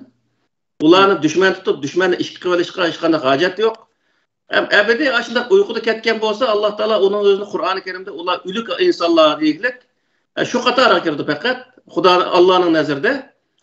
Bizning nazarimizda ashtaq odamlarniki qashiq kelgan chog'da uningga haqorat qilmay, namoz o'qimagan bo'lsa, namoz o'qimadan deb turib olmasdan, birinchi uni Uyg'ur qilsak, yana asta-asta o'qisin, o'qimasa, vatan millat uchun bir kishilik haslik qo'shsa, menimcha bu bo'ladi deb o'ylayman. Endi boshqalarga baho berish, ularning o'zini parazit yoki bo'lmaydi, unda haqoratlagan siri bu odamlar qichib ketadi-ku insondan. Yo'qolqi Qur'oni Karimda bil mau'izatil hasan nima hasanamo shunday bir oyatlar bor-ku. G'ayet go'zal so'zlar bilan insonlarni yeni tortish bu bir siyoset bildigan yoki bo'lmaydi insonlarni bir yerga yig'ishni maqsad qiladigan yo insonni o'g'itishni maqsad qiladigan insonlarga berilgan bir xususiyat yoki nima alqi. Ayetning bor to'g'riliq. Firavunga hatta chiroyli latif konuş. Deyin nima shunda? Ondaki Peygamber Aleyhisselam eğer sen güzel ahlaklı, güzel sözlük bo'lmagan bo'lsang atrofingdagilar bo'lmaydi degan to'g'riliq mu? Ayet var. Shundaqa düşmanni ko'paytirib olmay, düşmanni boshqa yerda izlama, shundami? Kim zulm qilgan bo'lsa, shu bizning dushmanimiz, u Allohning dushmani. Undaqda bu yerda o'likning terildirish vazifasini zakinde esatibizdan. Yana bir vazifa. Albatta, shu Qur'ondagi summa ahyahum degan oyat nima degan vaqtida bayman dedim-ku. Ay payg'ambar kelib yoki Talut deganda bir shu qo'mondan qilib evatilgan odam, o'sha odam kelib ularga va'z nasihat qilish orqali bizning vatanimiz. Buni o'z olsak biz mandaq yashaymiz, biz odamdek yashaymiz deb qilgandan bir turkum odam aniq ergish orqali vatanni oladi. Demakki bu yerdagi narsa nima desa, insonlarga to'g'ri tushuntirish, chiroyli gap qilish bu nihoyatda bir yaxshi bir ish. Ammo gapni qildimda faqat Allohning so'zi bo'lsa-mu, u so'zni to'g'ri usulda, chiroyli usul bilan u odamni qabul qiladigandek bunda holat bilan unga gapni qilolmasa, uni atrofini qachirib qo'ydigan gap. Buning uchun bu hikmat bilan degan so'zning o'zi shu. Har odamga unda qarab qandoqroq gap qilsak, u odam qabul qila oladi. Qarshi tarafdan kirsak, bu odamniki kallasining ichiga kira olamiz. Turg'unda bir gap borki, echilmaydigan qapı yo'q deydigancha. Echilmaydigan qapı yo'q degan balkim ishga qartilgan narsadir. Balkim insonning kallasi qartilgan narsa bo'lishi mumkin. Ammo demakki, har qanday bir insonga xo'sh qilgan gap nima? Bir taraf bo'ldi, ash tarafni gap qilsa xo'sh qilgancha. Buni bilib olsaqlar, ash taraf orqali uni gap qilish orqali uni atrofimizga keltirib bo'ladi degan gap. Shuning uchun azroq bir ish bo'lsa, uni davron solib, nurg'un odamni o'zimizga dushman qilib, atrofimizni qochirib, u haqoratlar, o'sha 3 kundan birisi mana Turkiyada bir voqelik bo'lgan o'xshaydi. Shu voqelikka ba'zan do'stlarimiz nihoyatda eg'ir ketdikchu. Hamda mollani nihoyat qattiq tillaqliq biz menga o'zimni molla deb atamayman. Lekin uning ichida yaxshi insonlar bor-ku. Hammasida eski emas, yaxshilarimi bor. Ammo balkim shu mal'unga yordam qilgan insonlar bordir. yoki shu ishning xatoligini tushundirmay qolgan yerlarim bordi, yoki uni shu xato ishni to'solmay qolgan yerlari bordi. Shu sababdan u yomon ish o'tirib chiqdi. Ammo uni butun dunyoga jasilish orqali butun millatning orasida azroq bir o'chmanlikning sababi bilan bu butun diniy sohadagilarga undaq po'xchechib, undaq yomon gaplarni qilish bu tozbek yarışılgan iş emas bu-chu. Eğer başka bir ziyolilarning orasida bir narsa butun ziyoli degan mo'shundaq narsa hayvon ular desa, ular to'g'ri kelamdi. Demak, her tabaqadagi insonlardan yaxshilari va yomonlari va buni orib gap qilish lozim. O anaqa bek yaydigan ish emas-ku. Alloh iyadalik to'shaytni keltir deyishlik sababmi? O kadar bir inchki mesele olğaçqa bunda ishni bek yeyilib ketsa, yamarab ketsa, jamiyatda va hammadan mashindakanda, hammadan mashunda anaqa shahvat paras ko'rilganga aylanib ketdi-da insonlar uchun. Albatta. Nega qarasa shu, hammachu. Shunga anaqa anday narsa yeyilmasligini targ'ib qiladi Allohim uchun. Odatda bir insonlarning og'zidan mundaq chiqsa, uningga biz bo'ldi mundaq nima qilamiz ham bir diniy sohada hech qanday bir odam ayiblamadi deb mundaq xatni yozib ketdi-ku. Endi bizmi o'tirib turib, shu butun shu Turkiyadagi mo'llarning hammasini tillab, uning uchun neni shundaq esil o'qigan yaxshi diniy sohadagi insonlarmi bor? Buni men bilaman xaljiqining o'zini. Hammasini bir tayoqda haydab ekan, uni axlat tashib o'tish u to'g'ri bo'lmaydi-da. Uning uchun jinoyatni kim qildi? Shuni yoki shu jinoyatchiga yantayoq bo'lgan insonlarni qilib uni normal holatda ayiblash yoki bo'lmaydi. Hozirgi vaqt Turkiya bir qonun davlati. Qonun topshirsa bo'ladigan gap. Tamam. Vaziratul huzura deganlik. Ular tabiru vaziratni huzura uxra. O başka birisini cinayet etkisi hemmeden onun nima qildigan jazolaydigan ish yo'q gibi. Albatta. Men o Oturasiyada yaşagan vaqtida o'sha vatan chiqqandan keyin bakkalqi nima ba'zi ishga tar doirada qaragan gap, shuni bilan ayndaq sal uchiqaroq kiyinib olgan xotinlar nima qilgandan keyin nimachalar bundaq kiyinib olib bu yana xotinlari degan gap og'zimdan chiqib ketdi-ku. Bu yana xotinlari ochiq kiyin nima shunday ochiq kiyindi degan vaqtda yenimda ketayotgan bir og'inamning bir ayol deydi. Siz aşı gapni aşı ochiq kiyingan xotinning o'ziga desangiz bo'ldi, hamma xotinga demaydi-ku bana. Bu nayt to'g'ri gap bu-chu. Bir odam bir jinoyatni qilsa, dini bir sohadagi bir nimada, bir maydonda ashishni qilib qo'ygan bo'lsa, bütün diniy sohadagi insonlarni, bütün dinni va shu hamda o'sha dinga e'tiqod qilayotgan insonlarning hammasining o'zini bir tayoq hayotlikni hammani axlatlab, hammani tillashning o'zi bu kichkina ahli odamga to'g'ri kelmaydi-da bu. Shuning uchun bundaq yerda bu sen keng doirada o'ylash kerak, ham bir narsani ochiq oshkorladim deb lekin uni oshkorlash qancha foydasi bo'ldi? Uni yoki u yerga bizmi masalan bormidik, bir 2 kun tekshirib, shu haqiqiy ahvolning o'zini undan keyin desama bo'ladigan gap, misol. Unda hech qanday narsa tayini yo'q, andaydi, mandaydi, shu yer deyilayotgan gapning orasida bir-birisiga chekvosmaydigan gaplar o'tirib chiqadi shu voqelik jarayonida. Demakki, eniqi 100% bir yakib bo'ladi degan gap, eniq bir narsa. Shuning uchun bundaq yerda bo'limi qilsa qalpig'i va insonlar diqqat qilish kerak bundaq narsani deyishdi-ku. Şoňa muhaciratda zaten burunqidek emas biz. Ko'nglimiz nəhayət perişan, vatanda uruq tuqqanlarımızı ko'ranmag'il natijali bo'lib ketdi. Kim bor, kim yo'q, o'likmi, tirikmi, hech kim bilmaydi. Mundaq bir sharoit ostida o'zimizniki qilgan ishi nəhayət ig'ir bir ishi bor turiblig'i boshqa bir ishqa ko'ngil og'rig'i qilib mundaq qilish nəhayət yaxshi, bu to'g'ri bir ish emas. Ammo mal'unning o'zimi agar shunday qilgan bo'lsa nəhayət endi jiq afsuslandık endi bu yerda buni xohishini hech qanday bir odam xo'shlanmaydi zaten. Ammo uni darajada qilishmi yana bizning aramizda sal toz yaxshi bo'lmadi deb o'yladim men. Har bir inson bir ishni qilgan vaqtda, bir gapni qilgan vaqtda amal ahvolini beqaraq bayqash lozim, buni isbotlash lozim. Qur'oni Karimda agar uni rostlasang, uni dalil isbotini keltir deylik, fa'tu burhanakum in kuntum sodiqin deydi. Şunun üçün halkı iki adam diyen gibi muşmuşlaq olub ketibdi degan gapmi bu pek to'g'ri narsa emas. Doğru. Allah razı olsun. Ahmetcan efendim bir sual var ektiramdım ben. Yine namaz doğruluk yaptım ama. Sual var. Ustoz namozni qanday o'qiyotganda yana bir tushuntirib qo'ygan bo'lsa, chunki namozni darhol o'zgartib 3 vaqt o'qish uchun yana ilgirlab tushuntirish bergan bo'lsa yaxshi bo'ladi debdi. Allah Allah.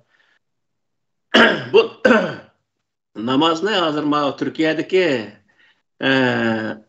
Türk ustozlarning ichidami shu Qur'onga tayangan ustozlarning bir ikkisi bor, tafsili bayon qiliq yaxshichu. Bunimi ko'rsin insonlar. Mayadalqi Isrofil Balchi degan bir odam bor. U shundoq yaxshi nim qiliqliqmish 19-sonida shundoq yaxshi bir namozni shundoq yaxshi tushuntiribdi. Yana namoz degan boblarning o'zi namoz qancha rakat, shuning o'zini tushuntiriblik. Abdulaziz Bayindirniki namozniki shu bir rakat namozni qanday bitirdi ekanmiz, shu to'g'ri nimqan nihoyat yaxshi bir nimasini shu bir 2 kun bo'ldi shuni ko'rib qoldim. Chunki Qur'ondan izlanganlarning hammasi asosan berib bir yerga chiqdi. Chunki Qur'on bir bo'lgandan keyin bir yerga chiqyapti.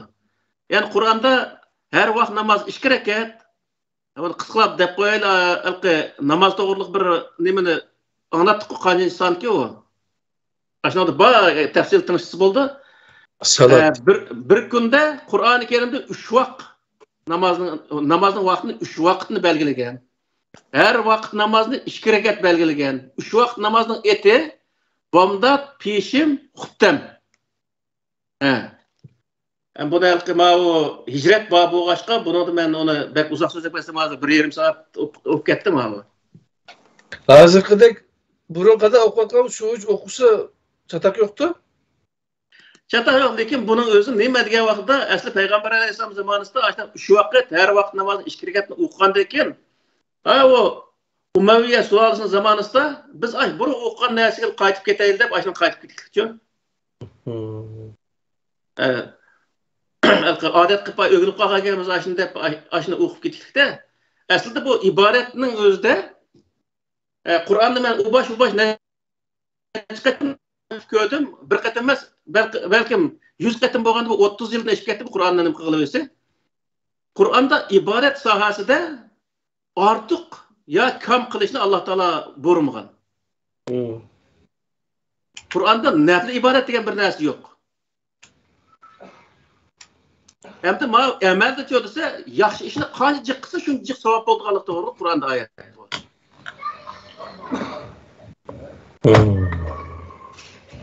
Tamam. Başka? Başka hozircha savol yo'q. Endi mana bu hijratga aloqador bayatdan ba'zan savolni siz so'radingmi, birodar? Vatanni qutqizish hijrat qiluvchininki asosiy maqsad g'oyasi bo'lish lozim deyilibdi. Bu yerdan bir narsa chiqyapti-da, o'tirgan. Bundaqda inson o'zi tug'ilib o'sgan makonning nemisi bo'lishi kerakmi? Ya'ni shu yana g'amini yegichi bir material bo'lishi kerakmi? Bunda bo'lgan chog'da bizning bolalarimiz o'zi tug'ilgan davlatning materiali bo'lib ketadi. O çağda bizning da'voning, ya'ni ko'rishimizningki yoki milliy kimligimizning va yoki vatan ko'rishiningki, milliy mustaqillik ko'rishimizningki davomini qanday kafolatga qila olamiz?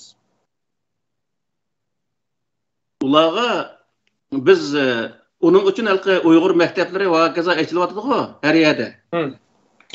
Bu maktabda kesh mushtlashqanlik hikoyasini o'rgatmay, bolalarga men shu kitobning bir qismini yerlarga aytib o'shib ketdim. Bu mushtlashqanlik hikoyasini o'rgatmay, vatan millatniki, o'zimiz tarixini, madaniyatini, Uyg'ur kimligini, hattoki men o'yga ma'lum tatib shu to'rda borki, bundan tatib ep qo'ydim-da, bolalar ko'rdim o'shni o'zini. The Children of Mu quruqliqi. Children of Mu degan kitap, buniki ichida Ulug' Uyg'ur imperiyasi degan narsalar va undan keyin misol ma'lum suratlar va bu Uyghur padişahının söyledi aslında Uyghur dep var. Onun sırtında şu Uyghur imperiyasındaki xeritisi var mesela şunun özde. Nurgun adamlar bunun özellikle nemisi yok. İspat yok deydi. Bu ispat evet. Bunun özü James Church 2600 tane tablet materyalini tepip maddi neyse. Aşınından keyin özü yazıp çıkan neyse bu hemdelikle hazırkı vaqtda unda yoga imperiya quralayğanğa köz yetmegen insan hemimiz bunu inkar qilgan gap endi. Demek ballığı moşundaq qilib bizning ajdodlarimizga moşundaq bunun neçe 10 ming yillar burun moşundaq imperiyani qurgan deb özümüzni ashunday tunishtirgan vaqtida bu ballar dekin özüdün fəxrləndiğən, özünün milli kimligini ögündiğən, bundaq bir avlad olub yetişdiğən gap. Ve hiç qandaq nərsini ögətməy, milli kimlik nemisi de ya mədəniyyət sənətimiz yok, ya sözümüz yok, ya til yazığımız yok, ya tariximiz yok. Bundaq nərsini bundaq qısaq o ballar hiç qandaq Uyğurluq nəsibisini alamaydı. Alamağandakin Uyğur milleti kim? Bilmeydi, onun için köreş qılmaydı ki vallah. Çünkü onların kallası bunda 1400 yıl burun degan sopun bilan yuyulganda.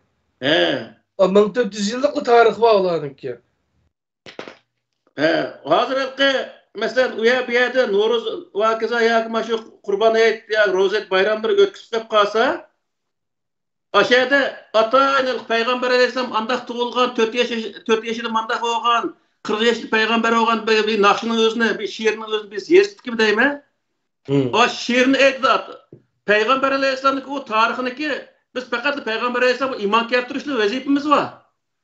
Kalkın hemimizde Arap kançılık özü o Peygamber Aleyhisselam'ın özünün tarihini kançılık ögünüyoruz özünün işi. Ve lakin biz birinci kademde özümüzün Uygur tarihini ögünüşümüz lazım. Uygur milli kimligimizge dair nesini ögünüşümüz lazım. Bu her bir insanın kallısında medeniyetini, tarihini ögündüğün uğrun var. O uğrunga biz özümüzdeki nesini sokuşumuz lazım. Onun dekin o balını kallısında özümüzdeki uğrunu ağan dekin başka milletin köke vaxtda o aslında mandak medeniyetimiz bağ milletimizdeki gideydi o. Bu mesela o başka milletteki medeniyeti kitiverdi o ballar. Şunun için bu yerdeki nesi neymi diye vaxtda özümüzge naiti hezib oluşumuz lazım, özümüzge şık oluşumuz lazım. Öğüt olturacak neydi gemini kilo görüp olturmay ballığı heptide bir qaytır ben bu ballığı pat-pat aşağıdan kırımı. Heptide bir qaytır bir saat oltuğumuzu koydurup özümüz yaxşı ögünüp tarih medeniyetimizni. Ballığı sözlüşümüz lazım şu yerde. Kitabını aldık koyup koydurmayın. Mandak. Aşağı Türkistan tarihi neyme şu xeritin tarihi hemisi var. Yani bu şunda devletlerini kurgan bizim ecdatlarımız, mandak medeniyetlerini kurgan deyip hemen kısa o balının kallısı asla sınırdan gep o dersi. Hiç kadar dersi öğretmeye durup onundaki o ballar gelecek kandak oldu dese gelecek neyme bahsedeyim şu başka adam oldu mu? Biz vatanı sırtına çıkıp vatanı ziyade atkan azdı balladığımız ziyade atkan gep. Başkalarının askeri okuşlar Şu.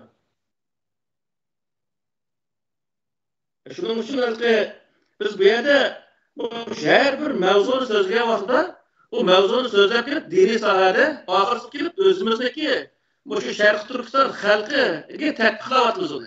Biz şu sahada neymiş kıldık, neymiş kılışımız gerek misal. Nurgun adamlar bu hazır o sözlep Kur'an'ın sözlerimizde mayada pişt pasat taqtı degende gapning adamı var. Bizim pişt pasat taqtıga niyetimiz mi yok? Ama bu yerden nasıl diyeyim o diye vaxtda dinni to'g'ri anglash lazım, dinni o'zi to'g'ri tatbiqlash lazım, dinni yetakchi qilish orqali agar vatanni ozod qilamiz desa, dinni to'g'ri tushunish lazım bu vaqtda. To'g'ri. Tatbiqlab vatandagi ishlarni qanday qilgan vaqtda to'g'ri qilib buni bilish lazım. O bilmagan uchun bizdagi odamlar nurg'unlar mana o'tir sharq ko'rib askar bo'lib nurg'un odam o'zilib ketdi ku. Buni kimga mesela shu ummatchi, nima shu dinchi bo'lgan insonlar aslında javobgar emasmi o? Sen dinni o'rgandim deb Arab qilib, bu millatning o'zini Arab uchun xizmat qilgan qilib, Arabniki qul qilishning nima kerak bo'lganligi? Kim o Arab bizniki nemimiz bo'lgan qarta? Shuning uchun bu yerdagi masala nima degan vaqtda o payg'ambarniki 400 xalifaniki o tarixni o'rgatganning o'rniga o'zining tarixini o'rgatadi. Eshib qolgan vaqtda uni o'rgatsa bo'laverdi. Bo'lmasa birinchi yerlashtirgan narsa nima bo'lsa, Özüm Uygurmu? Birinci Uygurun tarixini öğütse ballarınga. Uygur degan kim? Onun medeniyet degan qandaq narsa? Misal, tarix qandaq tarixi var? Qandaq devlet kurganmı, kurmaganmı? Qancha devletlarni qurgan? Padişahı bormi, yo'qmi? Kim o padişahı, qurg'uvchisi kim o? Olimlar o'tganmi? Qandaq narsalarni ijod qilgan Uyg'urlar, qandaq madaniyatlarni ijod qilgan? Bunday narsalarni hammasini bolaga o'rgatgandan keyin u bola o'zligidan tabiiy holda Uyg'ur bo'lib chiqdi, Uyg'ur xizmat qilgan odam bo'lib chiqdi. Unda qilmay turib lekin uning o'zini bir kechga o'zi payg'ambar alayhisalom aniqqan, payg'ambar alayhisalom bo'xton gaplab, sahoba aniqqan, maniqqan deb u qilgan bo'lsa nima? Misol, payg'ambar alayhisalom qilgan bo'lsa nima? Sen nima ish qilding bu yerda? Masala bu. Sen milletinga payg'ambar alayhisalom milleting 10 yil xizmat qildi, sen milletinga nima ish qilding? Sening so'ralgan narsa bu. O payg'ambar alayhisalom aniqlikka, sağ maniqlik depasir qiyomat kuni qutulgan ish yo'q. Qani qilish hikoyasini so'zlab berishlar qutulmaydi bu dunyoda. Shuning uchun bu yerga narsa nima degan vaqtda biz o'zimizni qutqizishni qo'yda din orqali, masalan, diniy sohadagilar dinniki insonni qutqizish sohasidagi narsani to'g'ri bilish lozim. O'z vaqtida payg'ambar alayhisalom zamonasida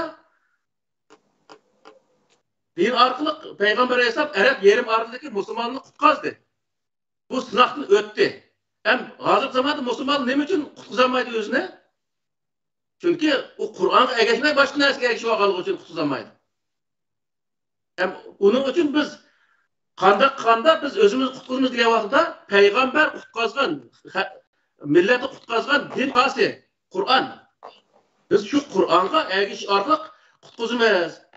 Hem şu vaqt Qur'onni qanday tushunishimiz kerak degan vaqtda Qur'onni burunqidagi rivoyatga bosh egdirib, fiqhga, ijmo qiyosliga bosh egdirib tarjima qilingan narsaga, unda tarjimaga emas, Qur'onning haqiqiy tarjimasiga ahamiyat berishimiz lozim. Qur'onning haqiqiy maqsadiga ahamiyat berishimiz lozim. Allah razı olsun. Bayatın sual ikkiydi. Biri mesela nesepten mangan uruk deyli. Eğer qandın mangan narsani urug' desak, Uyg'urning avlodi Uyg'ur oldu deydi. Bu şekilde bizning nasabimiz burun kelgan xuddi sizlar misol ko'rsatgandek, mo'g'ullikni misol olganda ajdodlarimizningki tarixini misol olsak, agar ular urug' misoli bo'lsa, undaqda uni bexcho'ng qilgan yoki u inib cho'ng'ilgan zaminning o'zini vatan desak, tuproq. O zaman mensubiyeti tuproq tarafidan belgilenadi yoki urug' tarafidan belgilenadi degan masalada bir savol aşağı atılib qoldi. Elbette urug' tarafidan o neymiş qilgan vaqtda Qur'oni Karimda bir oyat bor-ku. Nisa'ukum harsullakum fatu harsakum annashi'atum degan oyat bor-ku. O tuproq degani turgan narsa kim egallab olsa, shu paytda o tuproq meni sen egallab olding, bo'lmaydi, sen meni egam emas demaydi u-chi. Şunu o vatanni biz nima deymiz degan vaqtda ba'zilarimiz Sharqiy Turkiston deymiz, ba'zilarimiz Uyg'uriston deymiz, Bu nima gap degan vaqtda Uyg'urning tuprog'i yoki sharqda yashaydigan turklarning tuprog'i degan ma'nodagi narsa u. O tuproq u millatga mansub degan gap. Hech bir zaman inson yana o tuproq mansub emas, tuproq millat mansub. Masalan, Osmanlı zamanlarida Türkiye coğrafyasida boshqa millat yashaydi-ku. Bu İstanbulda. Hozir Turkiyaga mansub bo'ldi. Agar o tuproq inson tuproqqa mansub bo'lsa, u vaqtda o tuproq o'zi harakat qilish to'g'ri kelgan. İnsonni qo'g'dash uchun. Balki masala uning uchun nima degan vaqtda tuproq insonga mansub. İnson tuproqqa mansub emas. Bizniki vatan bizga mansub tuproq bu. Uning uchun biz uni kurash qilamiz degan. Agatizlarga bizning ota-bobolarimizningki qonlari, jasadlari shu zamonga ko'milgan. Ularning partisiga aylanib ketgan deganga o'xshagan iboralar qo'llanilgan. Toza so'z qilib kelsak, zaten shu yerda tug'ilib, shu yerga ko'milib, zamonlarni boshdan kechirib, ta bugunga qadar hijrat qilib, o'zining makonini butun tark etmagan birdan-bir millat bo'lib qolibdi hozir. Tarixga qaragan bo'lsam. Albatta. Ko'chib ketgan. Bir biz qattiq hamda Yani şu zımınga kömülüp, şu zımından terilip bir jaryan yaşagan bolsak, hazırkı vatanni yatkan ajdodlarimiz yoki yatkan vatan desek, mengayotgan bütün xalqlar tirik xalqimizning hammasida mengayotgan bir vatan deydigan manda izohatlarni ko'rgan bo'ldik. Aslında dağıtlarım şu biraz yan keldiken. Ondaqda abi nesepten mangan kimlik, asli kimlik ola. Onunla kim tufaktan koşulgan nesler, onunla ekstra yani onun kuvvet olurken de hesapta maşinin benzini yoki yig'e degandek. Elbette. Bu bizdeki ajdodlarimiz yerning osti tuproq aylanib ketdi. Biz shu ajdodniki yerning ustida turayotgan davomi. Yana Qur'onda bir oyat var, nurun yerda chiqdi. Bu Alloh taolo mangu hayot degan oyat var. İnsan o'ldi. Endi bu yerdagi narsa nima desa, Alloh insonni o'tirib perestning vaqtida Allah davom qilish uchun nasl qoldirishga muhtoj emas. İnsan yani Adem Aleyhisselam devam kılış için nesil kaldır. Bazı insanlar devam kılardı. Bu hepsi Adem Aleyhisselam'daki devamı diyen gepte. Adem Aleyhisselam hazır hayat yaşavatkan dek misal. Onun için bizim ecdatlarımızdaki ruhi hoşu olsun, ulanı yaşsaylı desek, biz tirik buluşumuz gerek. Biz canlılık buluşumuz gerek diyen gep. Şu vakta bizdeki ecdatımızdaki ruhi hoşu oldu deyip biz andak bizde ajdot bir nes var o evlat demek ki ecdatındaki devam bo'lgandan onun için o'zi bu gap deyilgan aslında. O anaqa o'zimizningki nimasi urug'dan vatanga bog'liq bo'lgan taqdirda lekin vatan uchun xizmat qilmasak, yana baribir degan gapda u bo'sh. Albatta. Bunun o'zi boy degandek, u millat deganda misol bir odam boshqa yerga verib shu yerda mesela Türkiye'de chiq bu insonlar 10 yil burun chiqqan odamning boljaqchi hammasi qiljak etjada turk so'zlab yurdi. Boyatni Saudiya Arabistondagi u yer muhojir bo'lib chiqib ketgan Uyg'urlar to'g'ri gap bo'ldi misol. Shular bekatda shu Ripa radioda anladım shunday bir narsa anladim. Aşağı öğret aşağı yaşaganligi uchun nayt qo'shib ketganligi Arap so'zlaydigan Arap tilining o'zi qiyomat kuni Alloh so'zlaydigan til ekanligi to'g'riliq bir odam shu Uyg'urga ayndaq gap qatqanini anglab bayron qilgandim-ku. Arapning supuni. Bu Arap supunda yo'lib ketganda keyin ashta deydigan gap. Ondaqda mayat mandaq bir nima chiqdi savoldan ham birisi aqliy jihatdan. Ularni o'ltirdi, undan keyin tirildi degan oyatning ro'yiga asosan hijrat chiqqan insonlarni bizning ajdodlarimiz ko'rib burunqi kitoblarda ko'rsak, buni o'ltiruvdan o'lim hukm qiluvdan yoki surgun qiluvdan degan ishga tanlashuvlar o'ltirsak, buni yengil kelib qoladi, buni surgun qiluvdilar deydigan iboralarni qo'llanganligini kitoblardan ko'rdik-da. Ya'ni burunqi kechmişda sürgün qilinish o'ltirilishdan ig'ir jazo bo'lib tonilgan ekan.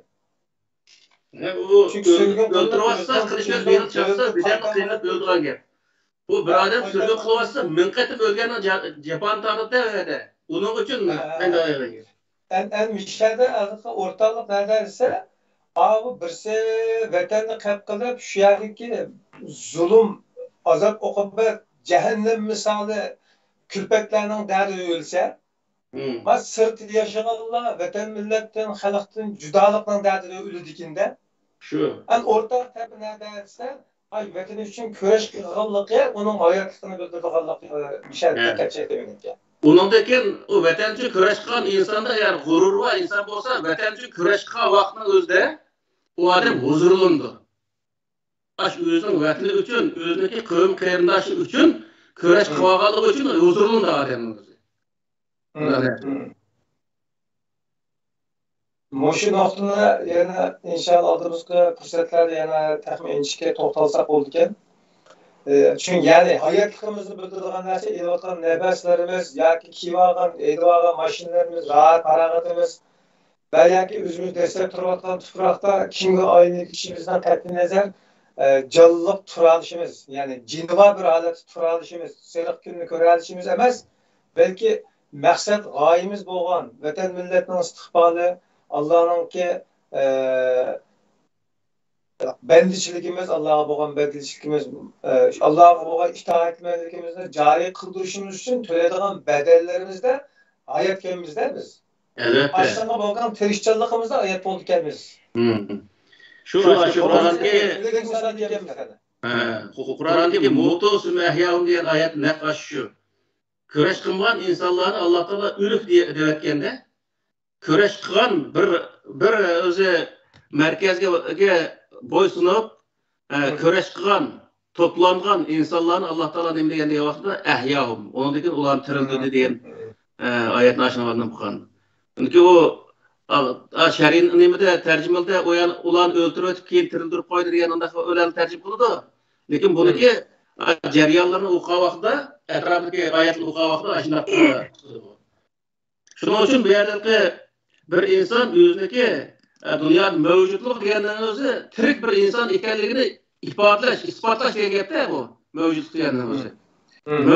Mavjudligini ifodalash faqat kurash yo'li bo'ldi degan gap. Kurash qilmagan odam u o'likka o'xshash mavjudligini ifodalamagan insonlar hisoblanadi. Shuning uchun bu xalqi hijrat qilib verish bu bir masala bo'lgan bilan u hijrat qilgan insonlarga tushgan vazifa nihoyat og'ir. Bu vazifani o'zimizga sharaf deb bilishimiz, bu jafoliq bir ish emas demasdan, shunday bir vazifaniki bizning ustimizga berilganligi biz uchun bir o'zi sharaf ekanligi, bu ish uchun kurash qilish biz sharafimiz uchun sharaf deb bilishimiz lozim ekanligini bildirgan bir narsa bu. Yo'qki, voy u ishni qilib ketdim, voy men endi malli qilaman bu ishni demasdan, har bir inson o'zimniki ustidagi vazifani qilyapti. Mana bu bir qancha odamni ko'rdim shu nimada so'zlaydi.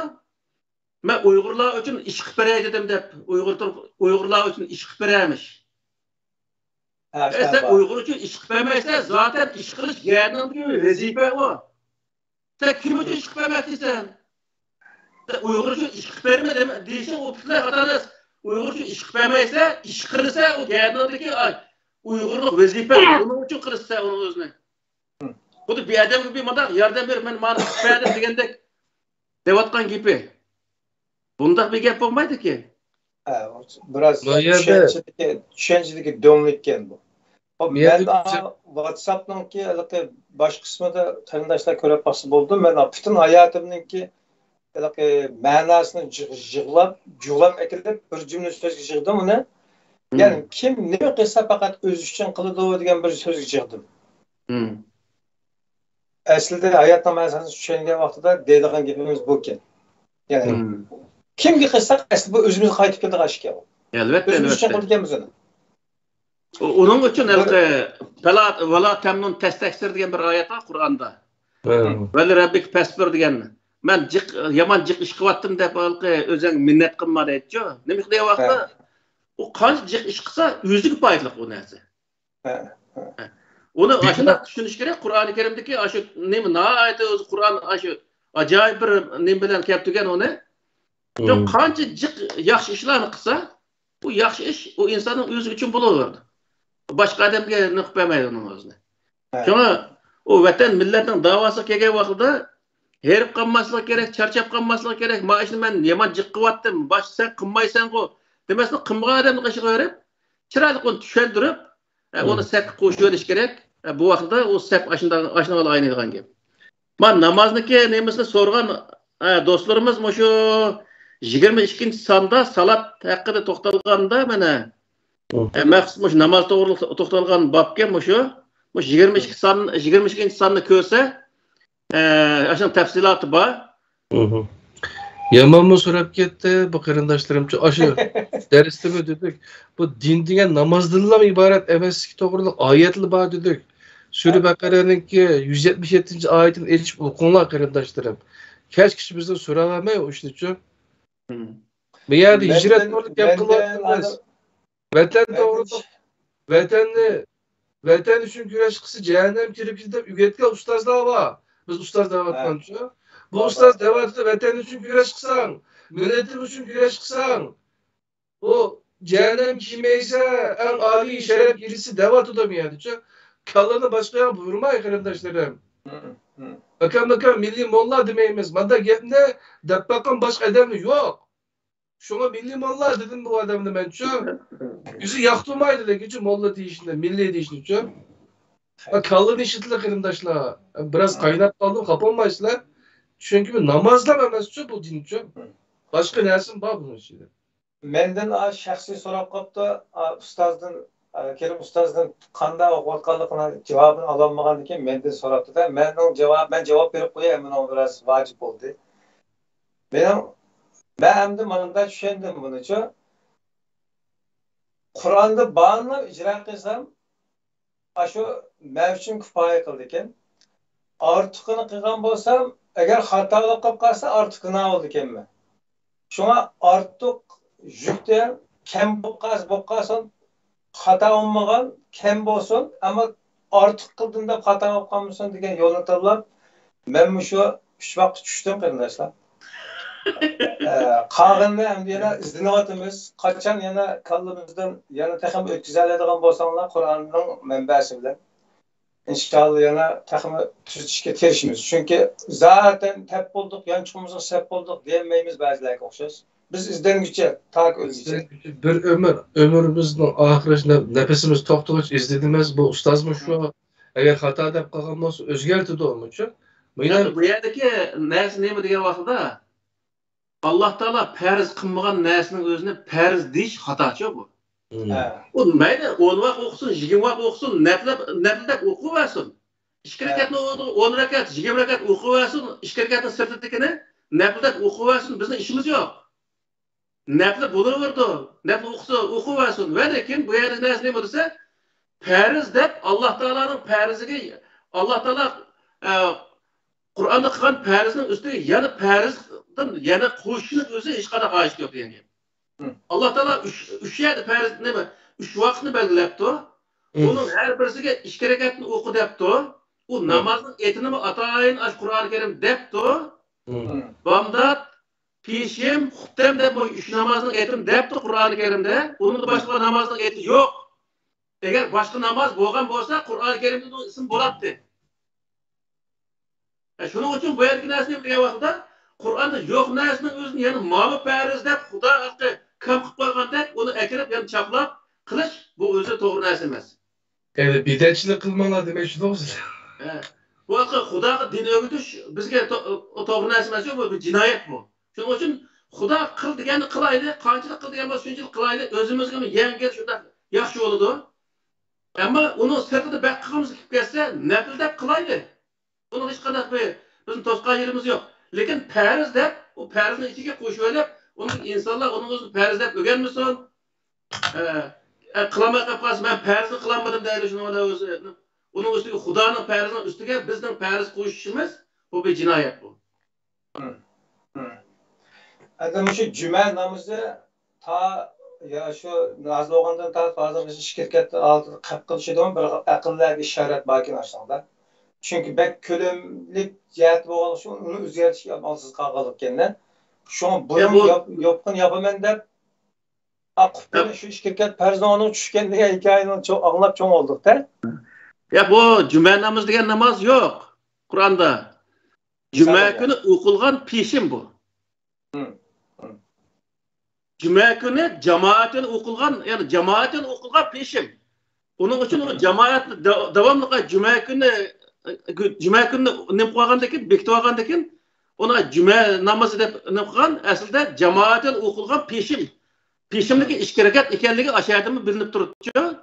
Ezan aytilsa, namozga chaqirsa, beringlar deb shundaymi? O cuma namozi gap yo'q. Cuma kuni namozga chaqirsa deydi. Cuma namozga chaqirsa degan ibora yo'q. Cuma kuni milyonning jumasiga ibora qo'yadi. Cuma kunisi namozga chaqirsa deganning o'zi ham peshim namozini ko'rsatadi. Kunduz o'qilgan namoz, peshimdan boshqa namoz yo'q. Texma aqllarga qiladigan, ya'ni aqllarga xitob qiladigan masaladan birisi qazo namoz masalasida.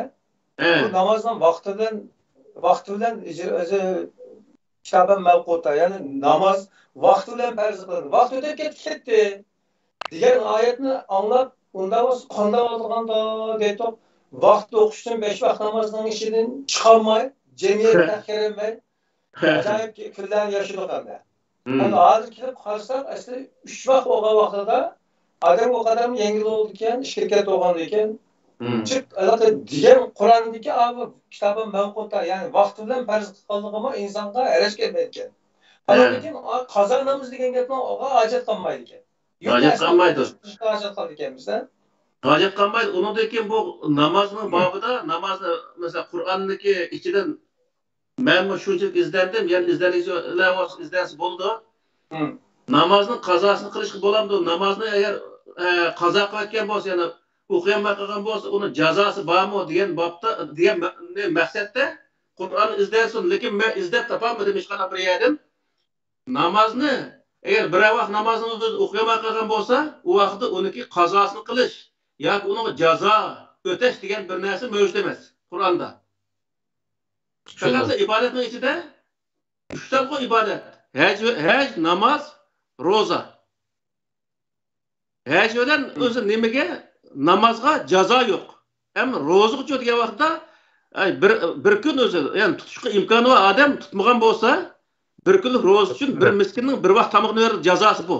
Ya'ni boshqa u hajga bormagan odam jazolandi degan hech qanday hayot yo'q. Bundan keyin namoz o'qimagan, namozni o'zi o'qimay qolgan bo'lsa, qazo qilayotgan bo'lsa, jazolandi yoki qazosini qildi degan bir narsa yo'q.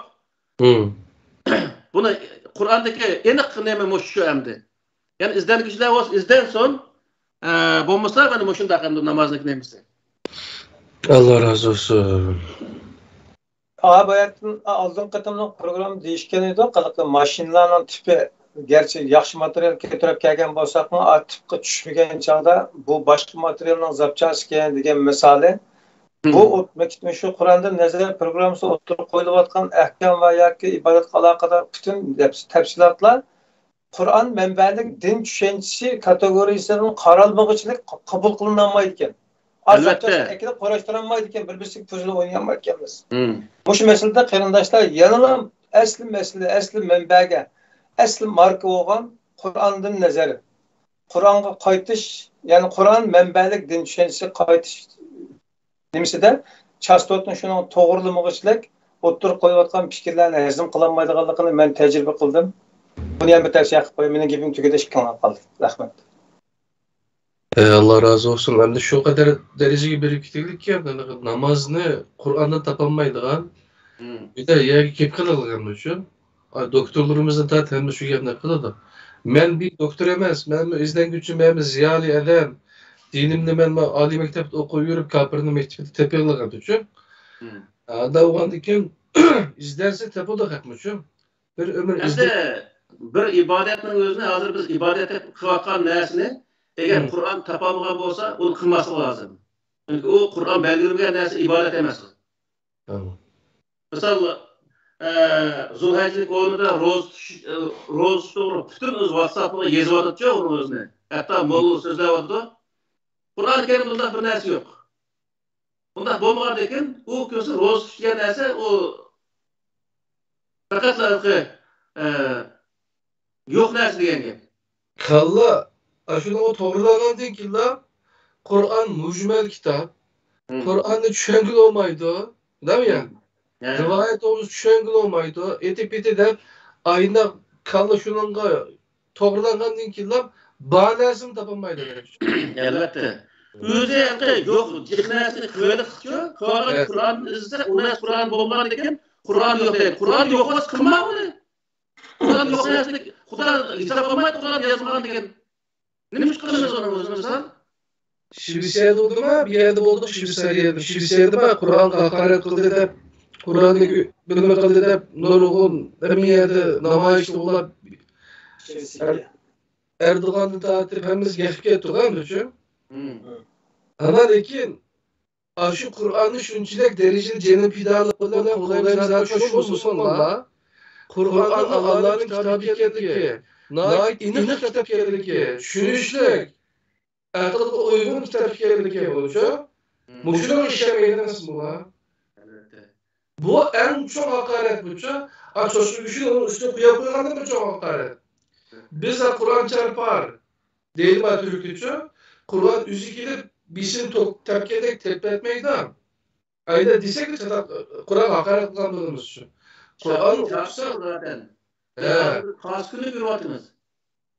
Doğru. Kur'an'ın yolu kitapımız, Allah kösetken yolu kitapımız de Allah kösetmegen bir yol demeler. Allah'a hakaret kılıp, peygamber'e hakaret kılıp, hazır mesela rivayet Sahih Buhari, Sahih Müslim'e rivayet kitaplarının özüne bu rivayet bunun işen kılınmayı dep koysa aşağı nurgulu hakaret kıldı misal. Aşı artık aşı rivayet kitapları artık o peygamber kılmagan işini kıldı kılıp. Sahabe kılmagan işini kıldı kılıp. İslam'da yok nesini bağ kılıp, bağ nesini yok kılıp Allah'a, Allah'ın dinine, Allah'ın peygamberine böhtan çaplavatkan kitaplar var. Şu kitabını taşlap hem Adem Kur'an-ı Kerim gelinler. O vakta peygamberin kılaşım Kur'an-ı Kerim'de bağ. Ötken dedik mesela 5-6 parı en az olsa 10 parı geçişi mümkün. Peygamber Aleyhisselam zamanındaki vakalikler. Kur'an'da bağ. Hem nes Kur'an'da bağ dese Kur'an'ı tapamadın. Zaten sen başka dinde olanındaki Kur'an'da o dinini tapamayısın.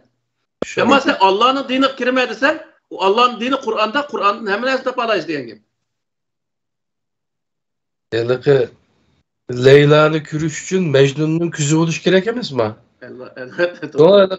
Bizde Allah'ın kitabı işlemegendikin bu kalıkçı. Tapanmaydı da o. Başka yerden izlediğim gibi asas 15 günlük tulunayı dekle o uç hakikat ne? O başka yerge buru etkendikin o Kur'an keppe oğuç o adamın ömrü tükeydi de aşın o şeydi. Allah razı olsun. Ustaz kiler saatini inşallah yeni mezmunlar bilen qarindaşlarımızga Kur'an'dan durdanlarına tüküşke davamlık hazırız. Şunda mı? İnşallah. İnşallah. Meylerse bugünkü 24. sanda hicret doğruluk toxtulup öttük. Bu yeni İslami kalendar olsa yeni yılma kirdiği deyme kiriş aldı mı ya? O yerdə mesela hicretke alakadar hicret nime kılış üçün bu İslam dinide Müslümanlar şu Peygamber Aleyhisselam'dan ki Muhammed Aleyhisselam'dan Mekke'ye hicret kılışını alaydı bir nime kılıp kullangan hem de inşallah hepimizinki hayatı da yeni bir yüzlönüş, yeni bir güllönüş, yeni bir tiriliş bolgusu bu dersler. Yani bunun maksatı Kur'an-ı Kerim arkalık biz şu hayatımızda yüzümüzden canlandırışında ko. Şöyle maksat kılımız, başka bir maksatımız yok. Biz sizlerden dinonlarga, sizlerden hiç kadar bir göz karışınlarga karşı emez. Ama Kur'an hikayeyle, Kur'an'da bir şey demek için ne olsa kişiler 2 saatlik dersimizde yeni görüşküçe aman bulunla. Allah'ın üzgün emanet. Hidayet ekledim ve rahmet. Ustazım rahmet. Esselamu aleyküm ve rahmetullahi ve berekatuhu.